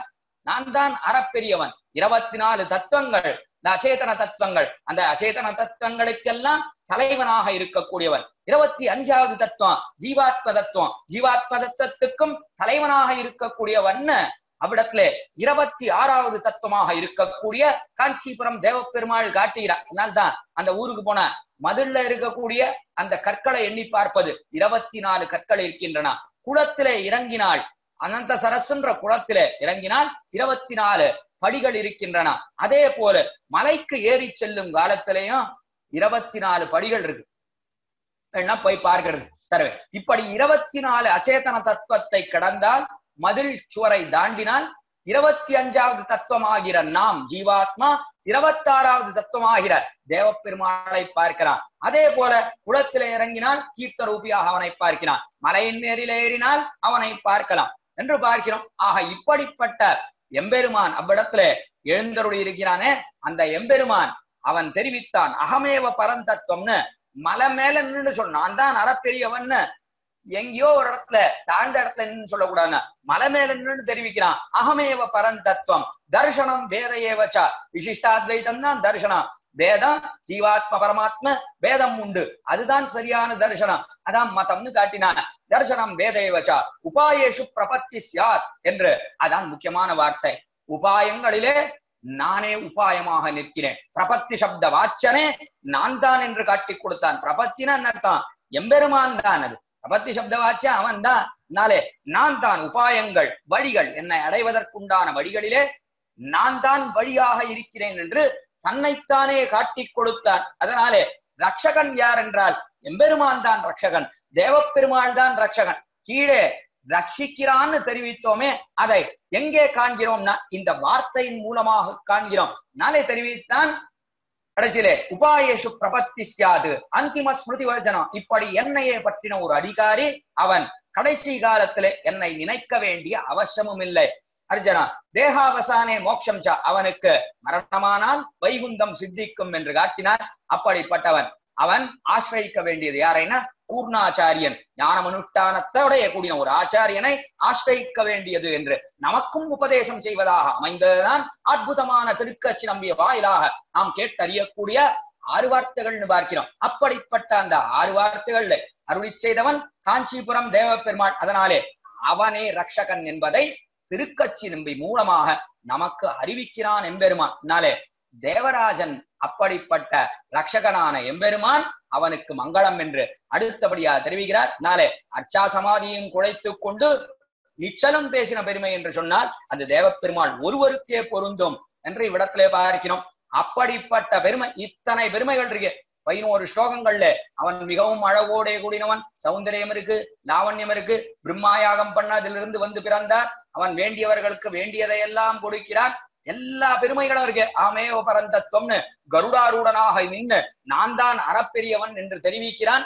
இது இத்தனை பெருமைகளும் இருந்தால் கடைசியிலே ஒரு பெருமை உண்டு. ஆமேவ பரந்தத்துவத்துக்கு அடியன் திருத்தாப்பனார் அடிக்கடி ஒன்று தெரிவிப்பது உண்டு. காஞ்சிபுரத்துல அகமேவ பரந்தத்துவம்னு எப்படி கேட்டிருக்காங்க, அப்படி மார்பை நெறித்து நான் தான் அறப்பெரியவன் சொல்லும் காலத்திலேயே அகமேவ பரந்தத்துவம்னு அப்படி கூணி குறிந்த நான் தான் பெரியம் அப்படின்னு சொன்னா என்ன பிரயோஜனம்? சொல்லும் பொழுது எப்படி சொல்லணும்? அகம்னு சொன்னானே, ஆனால் அப்படி மார்பு நெறித்து காட்ட வேண்டும். அப்படி காட்டுகிறான். தன்னுடைய முடியை அப்படி தூக்கிண்டு அகமேவ பரந்தத்துவம்னு காட்டுறான். அதுக்கு மேலே அங்க இருக்கக்கூடிய அர்ச்சகர் சுவாமிகள் இந்த திருவபிஷேகத்தை சாத்துகிறார்களே, அந்த திருவபிஷேகம் அப்படி இன்னும் அப்படி உயர்த்தி அப்படி சாய்த்து சாத்துகிறார்கள். ஏன் நான் அகமேவ பரந்தத்துவம் சொன்னவன் என்று சொன்னால் அப்படி தலை நிமிர்ந்து இருக்க வேண்டாம், அப்படி தலை நிமிர்ந்து நிற்கிறான் தேவப்பெருமான். அற்புதமான அனுபவம். அதை இன்றும் பார்க்கலாம், அர்ச்சா வடிவத்திலையும் பார்க்கலாம்னு பார்க்கிறோம். அப்படிப்பட்ட எம்பெருமானுக்கு இத்தனை பெருமை இருக்கு, இத்தனை அழகு, இத்தனை புகழ், இத்தனை பெருமைகள். அறப்பெரியவனாக இருக்கக்கூடியவன், மோட்சத்தை கொடுக்கக்கூடியவன், எல்லா பெருமைகளும் எதனாலே என்றால் அதைத்தான் 12ஆம் ஸ்லோகத்துல மணவாள மாமுனிகள் அற்புதமாக தெரிவிக்கிறார். இடத்திலே அஸ்து ஸ்ரீஸ்தன கஸ்தூரி வாசனாவாசி தோரசே ஸ்ரீஸ்திகிரிநாதாய தேவராஜாய மங்கல் என்கிற அற்புதமான ஸ்லோகம் 12ஆவது ஸ்லோகம். அதுல தெரிவிக்கிறார் அஸ்து ஸ்ரீஸ்தன கஸ்தூரி. ஸ்ரீஸ்தன கஸ்தூரி ஸ்ரீ பெரிய பிராட்டியார், அப்படிப்பட்ட பெரிய பிராட்டியாருடைய மார்பிலே அலங்கிருதமான கஸ்தூரி, இடத்துல ஆச்சரியமான வாசனை திரவியம், கஸ்தூரி காப்புனே பேர். அப்படிப்பட்ட அற்புதமான வாசனை திரவியம், அதனாலே அலங்கரிக்கப்பட்ட பெரிய பிராட்டியார். அவள் எப்பொழுதும் எம்பெருமானோடைய சேர்ந்தே இருக்கிறார். அவனுடைய மார்புக்கு அலங்காரமாக இருக்கக்கூடியவள் தான் பெரிய பிராட்டியார் விடத்திலே. நாளை இத்தனை பெருமையும் யாராலே என்றால் பெரிய பிராட்டியாராலே. பெருமை பெருந்தேவி தாயாராலே தான் இத்தனை பெருமையும். பெருமைக்கு தக்க தேவி என்று சொன்னால் அவள்தான். எம்பெருமானுடைய பெருமைகளை எல்லாம் மேலும் மேலும் கூட்டக்கூடிய தேவி என்று சொன்னால் பெருந்தேவி தான். அப்படிப்பட்ட அந்த பெருந்தேவி தாயார் அவள் அலங்கரிக்கக்கூடிய மார்போடைய கூடினோம், அதை தெரிவிக்கிறார். அதனால இத்தனை பெருமைக்கும் காரணம் என்ன? எல்லா பெருமைக்கும் காரணம் பிராட்டியினுடைய சம்பந்தம் தான். அதனால தெரிவிக்கிறார் எஸ்எசா ஜனகாத்மஜா அப்பிரமேயம் தத்தேஜா. எஸ்எசா ஜனகாத்மஜா என்பது மாரீசனுடைய வார்த்தை. அளவிட முடியாத பெருமைகளோட கூடினவன் சக்கரவர்த்தி திருமன்னு தெரிவித்தார். அதற்கு காரணம் என்னன்னா எஸ்எசா ஜனகாத்மஜா, ஜகனகன் பெற்ற பெண் பிள்ளையான சீதா விராட்டி, அவளாலே தான் அத்தனை பெருமையும் சக்கரவர்த்தி திருமானுக்கு என்று அவ்விடத்திலே கொண்டாடப்படுகிறது. இவ்விடத்திலே அதே போலத்தான் மணவாள மாமுனிகள் தெரிவிக்கிறார் இத்தனை பெருமைகளும் தேவப்பெருமாளுக்கு யாராலே ஏற்பட்ட தெரியுமா? பெரிய பிராட்டியார் பெருமைக்கு தக்க தேவியான பெருந்தேவி தாயாராலே ஏற்பட்டது என்பதுதான் அற்புதமான திருவாக்கு மணவாள மாமுனிகளுடையது. நாளே தெரிவிக்கிறார் இடத்திலே அஸ்து ஸ்ரீ ஸ்தனகஸ்தூரி வாசனா வாசித்தோரேசே ஸ்ரீ அஸ்திகிரிநாதாய தேவராஜாய மங்கலம். அப்படிப்பட்ட அஸ்திகிரிக்கு நாதன் தலைவனாக இருக்கக்கூடிய தேவப்பெருமாள், அவனுக்கு மங்களம் தான். பிராட்டியோடைய சேர்ந்தே எம்பெருமானுக்கு பெருமைகள் எல்லாம் ஏற்படுகின்றன. அவனுடைய சௌலபியத்துக்கும் பிராட்டித்தான் காரணம், அவனுடைய பரத்வத்துக்கும் பிராட்டித்தான் காரணம். ரெண்டுமே இருக்கு காஞ்சிபுரம் தேவப்பெருமாளுக்கு. ரெண்டுக்கும் காரணம் யாருன்னு பெருந்தேவி தாயார் தான் காரணம் என்று அற்புதமாக நிரூபிக்கிறார். அப்படிப்பட்ட சேர்த்திக்கு பல்லாண்டு, அதை பாட முடியும். சேர்த்திக்கு பல்லாண்டு பாடலன்னா என்ன பிரயோஜனம்? வடிவாயினின் வளமார்பினில் வாழ்கின்ற மங்கையும் பல்லாண்டுன்னு தெரிவித்தார் பெரியாள். நாளே சேர்த்தி அழகு இருக்கே, அதே தான் இடத்துல தெரிவிக்கிறார். பெருந்தேவி தாயார் அவள் மிகுந்த வாசனையோடு எழுந்தருளி இருக்கக்கூடிய, தனக்கு பரமபோக்கியமாக கொண்டு எழுந்தருளி இருக்கக்கூடிய ஒரு இடம் என்று சொன்னால் அதுதான் எம்பெருமானுடைய வக்ஷஸ்தலம், தேவப்பெருமானுடைய வக்ஷஸ்தலம். அதனாலே தெரிவிக்கிறார் அதையே வாசஸ்தானமாவுடைய பெரிய பிராட்டியார். அதனாலே பெரிய பிராட்டியாரோட சேர்ந்த தேவப்பெருமாளுக்கு மங்களம் என்று 12ஆம் ஸ்லோகத்திலே தெரிவித்து 13ஆம் ஸ்லோகத்திலே தலை கட்டுகிறார். கடைசியா எதை சொல்லி தலை கட்டுகிறார்னா, இப்படி மங்களாசாசனம் செய்வது ஸ்வரூபத்துக்கு சேர்ந்ததான். அதைத்தான் முதல்லயே தெரிவித்தேன். அதனாலே முதல்ல மங்களாசாசனம் ஸ்வரூப விருத்தம் அன்னோ என்னில் என்று தொடங்குகிறார். கடைசியிலே மங்களாசாசனம் ஸ்வரூப பிரயுக்தம்னு காட்டி தலை கட்டினார். அதே போலத்தான் இவ்விடத்துல இத்தனை மங்களம் மங்களம்னு இவ்விடத்துல மங்களாசாசனம் செய்திருக்கிறோமே. மணவாள மாமுனிகள் நினைத்தார் மங்களாசாசனம் ஸ்வரூபத்துக்கு சேருமா என்றால் பெரியோர்கள் செய்திருக்கிறார், அதனாலே அடியேனும் செய்கிறேன் இவ்விடத்திலே என்று தெரிவித்து தலை கட்டக்கூடிய அற்புதமான 13ஆவது ஸ்லோகம் தான் மங்களாசாசன பரே மதாச்சாரிய புரோகமை சர்வைச்ச பூர்வைராச்சாரியை சக்ருதாயாஸ்து மங்களம் என்று தெரிவிக்கக்கூடிய அற்புதமான ஸ்லோகம் கடைசியிலே மங்களாசாசன பரேர் மதாச்சாரிய புரோகமை. என்னுடைய ஆச்சாரியன் பின்பற்றினதுனா, என்னுடைய ஆச்சாரியன் அவர்தான் திருவாய்மொழி பிள்ளை. மதாச்சாரியன் என்னுடைய அஸ்மதாச்சாரியராக இருக்கக்கூடியவர் திருவாய்மொழி பிள்ளை. அப்படிப்பட்ட என்னுடைய ஆச்சாரியர் அவர் மங்களாசாசனம் செய்திருக்கிறார். அதனாலே மங்களாசாசனம் செய்வது ஊரும். உடனே கேள்வி வந்துடும் அடுத்தபடியா, உங்களுடைய ஆச்சாரியன் செய்தா அதுதான் தகுந்ததுன்னு எப்படி சுவாமி சொல்ல முடியும்? எல்லாரும் பண்ணியிருக்காரு என்றால் எல்லோரும் பண்ணி இருக்கிறார். அடுத்தபடியா தெரிவித்தார் சர்வைஷ்ட பூர்வ ஆச்சாரியை, முன்குண்டான அத்தனை பூர்வாச்சாரியர்களும் இதையே தங்களுக்கு யாத்திரையாக கொண்டார்கள். தேக யாத்திரைன்னா என்ன? பெருமானுக்கு மங்களாசாசனம் செய்வதுதான் தேக யாத்திரை. அதையே தங்களுக்கு பரம பிரயோஜனமாக கொண்டார். இங்கும் அங்கும் எங்கும் திருவருள் பெற்று இங்குருவர்னு ஆண்டாள் தெரிவித்தாரே. எங்கும் திருவருள் எப்படி ஏற்படுகிறது என்றால் இதான் அருள். எது அருள்னா மங்களாசாசனம் செய்கிறோமே அதுவே எம்பெருமான் நமக்கு செய்த மிகச்சிறந்த அருள். அர்ச்சாவதாரத்திலே மங்களாசாசனம் செய்கிறோமே, இதை காட்டிலும் ஒரு அருள் உண்டா? அதான் அருள்.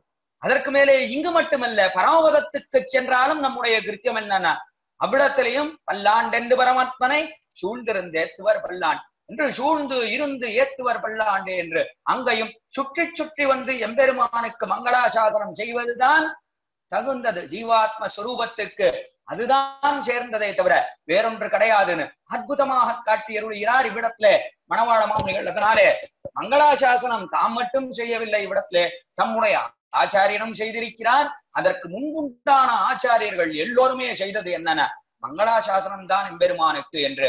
அப்படிப்பட்ட ஆச்சாரியர்கள் சர்வைஷ்ட பூர்வைர் ஆச்சாரியைகி சக்ருதாயாஸ்து மங்களம் என்று எல்லோருக்கும் மங்களம் என்று கடைசியிலே தெரிவித்து தலை கட்டுகிறார் இவ்விடத்திலே மணவாள மாமுனிகள் என்று பார்க்கிறோம். அப்படிப்பட்ட அற்புதமான 13 ஸ்லோகங்கள். ஆக இந்த ஸ்லோகங்களிலே முதல் 4 ஸ்லோகங்களாலே எம்பெருமான் எப்படி திருவவதாரம் பண்ணினான், பிரம்மா எப்படி அஸ்வமேத யாகத்தை பண்ணினான், அதிலிருந்து எப்படி எம்பெருமான் வந்தான், அவனுடைய அழகு எப்படி இருக்கிறது, அவன் எப்படி புன்முறுவலோட வந்தான் யாககுண்டத்திலிருந்து வருங்காலத்திலே இத்தியாதியான விஷயங்களை 4 ஸ்லோகத்திலே தெரிவித்தார் சுவாமி மணவாள மாமுனிகள். பிற்பாடு 5வது ஸ்லோகத்திலே விடத்திலே எம்பெருமான் வேண்டியவர்களுக்கு வேண்டிய வரத்தை கொடுக்கக்கூடியவன். ஏன் பிரம்மாவுக்கே கொடுத்தானே, அதனாலே நமக்கும் கொடுக்கக்கூடியவன் என்று அடுத்தபடியா 5வது ஸ்லோகத்தை தெரிவித்த.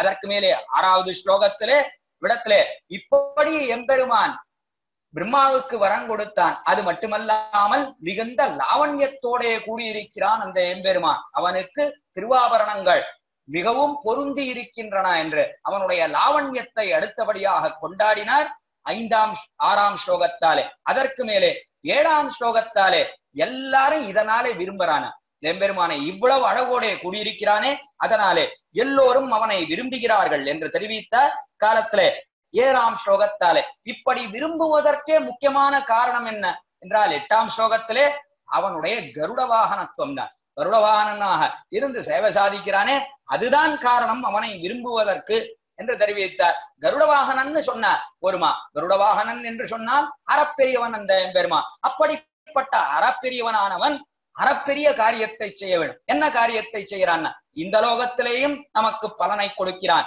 பரமபதத்திலேயும் நமக்கு ஸ்தானத்தை கொடுக்கிறான், 2 இடத்திலேயும் நமக்கு அவர் ஏற்றத்தை கொடுக்கிறான் என்று சொன்னால் அது தேவப்பெருமாள் ஒருவன் தான். அப்படிப்பட்ட பெருமைக்கு மங்களம் என்று அடுத்தபடியாக தெரிவித்தார். அதுதான் 9ஆம் ஸ்லோகத்திலே சொன்ன அர்த்தம். அடுத்தபடியா 10ஆம் ஸ்லோகத்திலே இப்படிப்பட்ட அந்த எம்பெருமான் இவ்வளவு பெருமையோட கூடியிருக்கானே, அந்த எம்பெருமான் அவன் எதை கொடுக்கிறான் என்றால் விடத்திலே நம்மையும் ரட்சிக்கிறான். அவன் இந்த லோகத்திலே ஐக ஆமுஷ்கிலாத்மிக பலங்களை மட்டுமல்லாமல் நம்மை தனிப்பட்ட முறையிலே ரட்சிக்கிறான் என்று தெரிவித்தார். ரக்ஷணம்னு சொன்ன ஒருமா ரக்ஷணா எப்படி பண்ணியிருக்கான் என்பதைத்தான் திருஷ்டாந்த முகேன அருளி செய்கிறார். அடுத்தபடியாக 10ஆம் ஸ்லோகத்திலே அதைத்தான் தெரிவித்தார். அடுத்தபடியாக யார் 11ஆம் ஸ்லோகத்துல அதை காட்டினார். எப்படி ரட்சிக்கிறான் அந்த எம்பெருமான் என்றால் திருக்கச்சி நம்பியை ரட்சித்தானே. திருக்கச்சி நம்பிக்கு 6 வார்த்தை சொன்னான காலத்திலே அந்த 6 வார்த்தை தான் நம்மை ரட்சிக்க கூடியதாக அமைந்திருக்கிறது என்று அடுத்தபடியா 11ஆம் ஸ்லோகத்திலே தெரிவித்தார். அடுத்தபடியா 12ஆம் ஸ்லோகத்திலே இப்படி எம்பெருமான் ரட்சகனாக இருப்பதற்கே காரணம் என்ன என்றால் பெரிய விராட்டியாரோட சம்பந்தம் என்று பெருந்தேவி தாயாருடன் சம்பந்தம் இருக்கிறபடினாலே தான் எம்பெருமானே ரட்சகனாக இருக்கிறான். அவனுடைய சௌந்தரிய சௌகுமாரியங்கள் எல்லாவற்றுக்குமே பெரிய பிராட்டியார் தான் காரணம் என்று பெரிய பிராட்டியாருடைய சேர்த்தி அழகைக்கு பல்லாண்டு பாடுகிறார். அவ்விடத்திலே பெருந்தேவி தாயாருக்கும் தேவப்பெருமாளுக்கும் சேர்த்து 12ஆவது ஸ்லோகத்திலே பல்லாண்டு பாடுகிறார். இப்படிப்பட்ட வல்லாண்டு இந்த மங்களாசாசனம் ஸ்வரூப பிரயுக்தம் தான் என்பதை காட்டி தலை கட்டுகிறார்.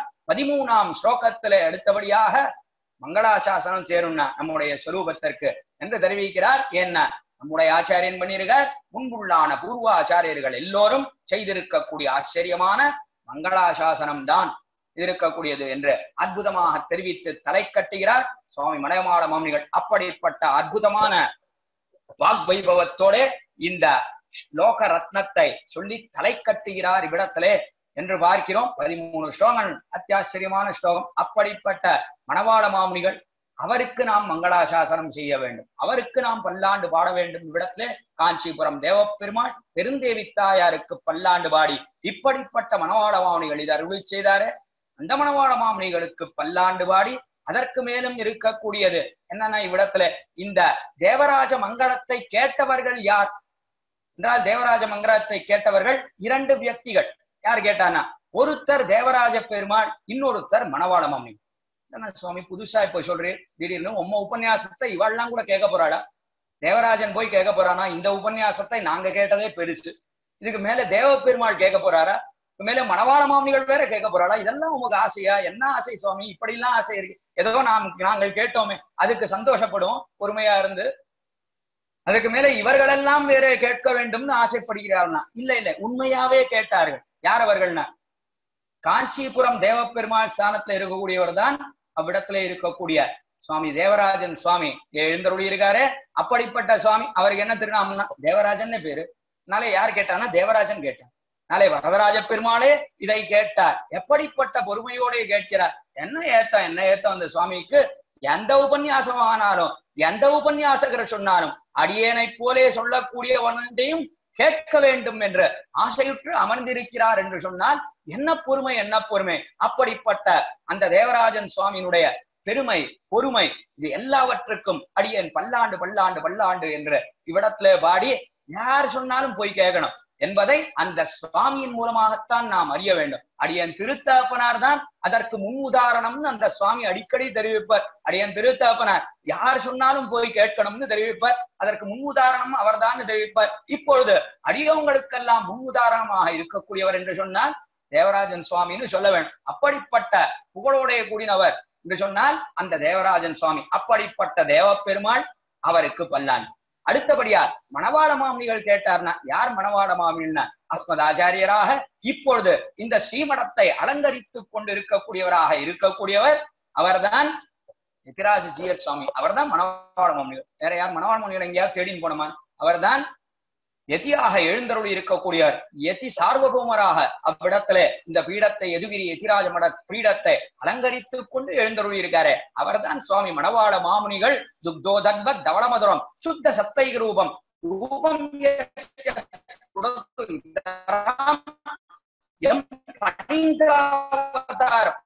என்று கொண்டாடப்படுகிறார் சுவாமி மணவாள மாமுனிகள்.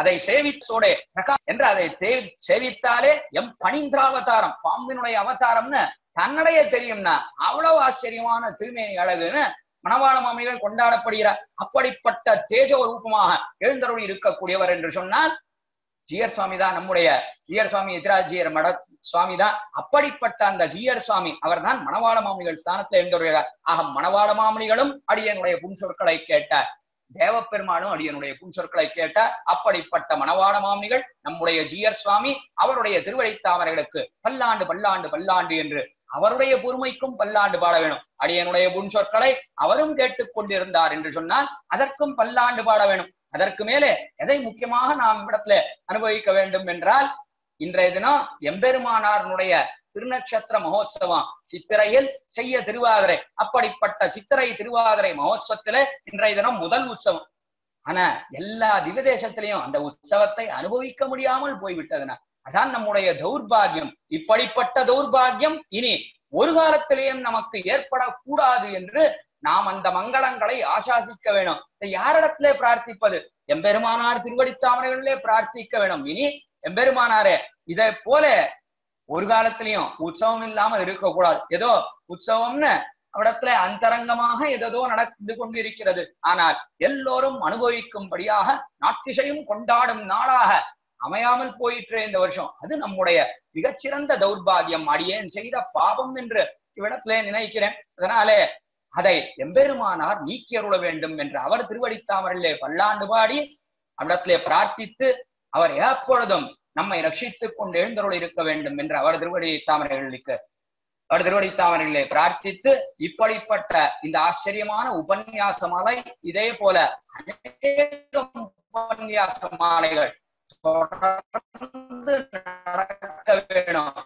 என்ன ஆச்சரியமான டெக்னாலஜி இது இருக்கிறபடினாலே, இருந்த இடத்துல இருந்தே அப்படினாலே அதை கொண்டு வெளியிலே செல்ல முடியாத காலத்திலே, எம்பெருமானாரை சென்று அனுபவிக்க முடியாத காலத்திலேயும் கூட ஏதோ ஒரு ஆஸ்வாசகரமான வார்த்தைகள், பாகவத அனுபவம் மணவாள மாமிகளை பற்றி அற்புதமான அனுபவம், அதை தொடர்ந்து நாம் இவ்விடத்திலே செய்து வருகிறோம். அவருடைய 650வது திருநக்ஷத்திரத்தை முன்னிட்டு அப்படிப்பட்ட மணவாள மாமிகள் என்ன, தேவப்பெருமாள் என்ன, பெருந்தேவி தாயாரோட கூடின தேவப்பெருமாள் என்ன, அவர்கள் இருவருக்கும் பல்லாண்டு பல்லாண்டு பல்லாண்டு என்று பல்லாண்டு பாடி, ஜியர் சுவாமி என்ன, அதே போல சுவாமி தேவராஜன் சுவாமி என்ன, அவருடைய திருவாடித்தாமரைகளுக்கும் பல்லாண்டு பல்லாண்டு பல்லாண்டு என்று பாடி, குறைகள் இருந்தால் அடியேனை பொறுத்தர வேண்டும் என்று எல்லோரிடத்திலையும் கோஷ்டியார் இடத்திலையும் பல்லாண்டு பாடி, இதிலே சொன்ன ஏதாவது ஒரு 2 விஷயங்கள் நற்விஷயமாக இருந்தால் அது எல்லாம் அடியனுடைய திருத்தகப்பனார் திருவடியே சாரம் என்று விண்ணப்பித்து குற்றம் குறைகளை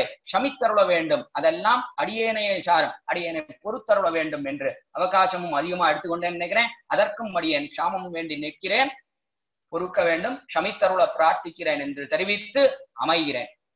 ஸ்ரீமத்தே விஷ்ணு சித்தாரிய மனோநந்தன ஹேதவே நந்தநந்தன சுந்தரியை கோதாயே நித்யமங்கலம்.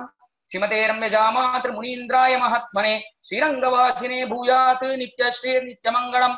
மங்களாசாசன பரைர்மதாச்சாரிய புரோகமை சர்வைஷ்ச பூர்வைராச்சாரியைஹ சக்ருதாயாஸ்து மங்களம். பற்பமெனத்திகள் பைங்கழலும் தன் பல்லவமே விரலும். பற்பமென திகழ் பைங்கழலும் தன் பல்லவமே விரலும். பாவனமாகிய பைந்துவராடை பதிந்த மருங்கழகும். பாவனமாகிய பைந்துவராடை பதிந்த மருங்கழகும். முப்புரி நூலோடு முன்கையில் ஏந்திய முக்கோல் தன்னழகும். எப்பொழுதும் யதிராசன் வடிவழகு என் இதயத்துள்ளதால். இல்லை எனக்கெதிர் இல்லை எனக்கெதிர் இல்லை எனக்கெதிரே. இல்லை எனக்கெதிர் இல்லை எனக்கெதிர் இல்லை எனக்கெதிரே. இல்லை எனக்கெதிரே இல்லை எனக்கெதிரே இல்லை எனக்கெதிரே.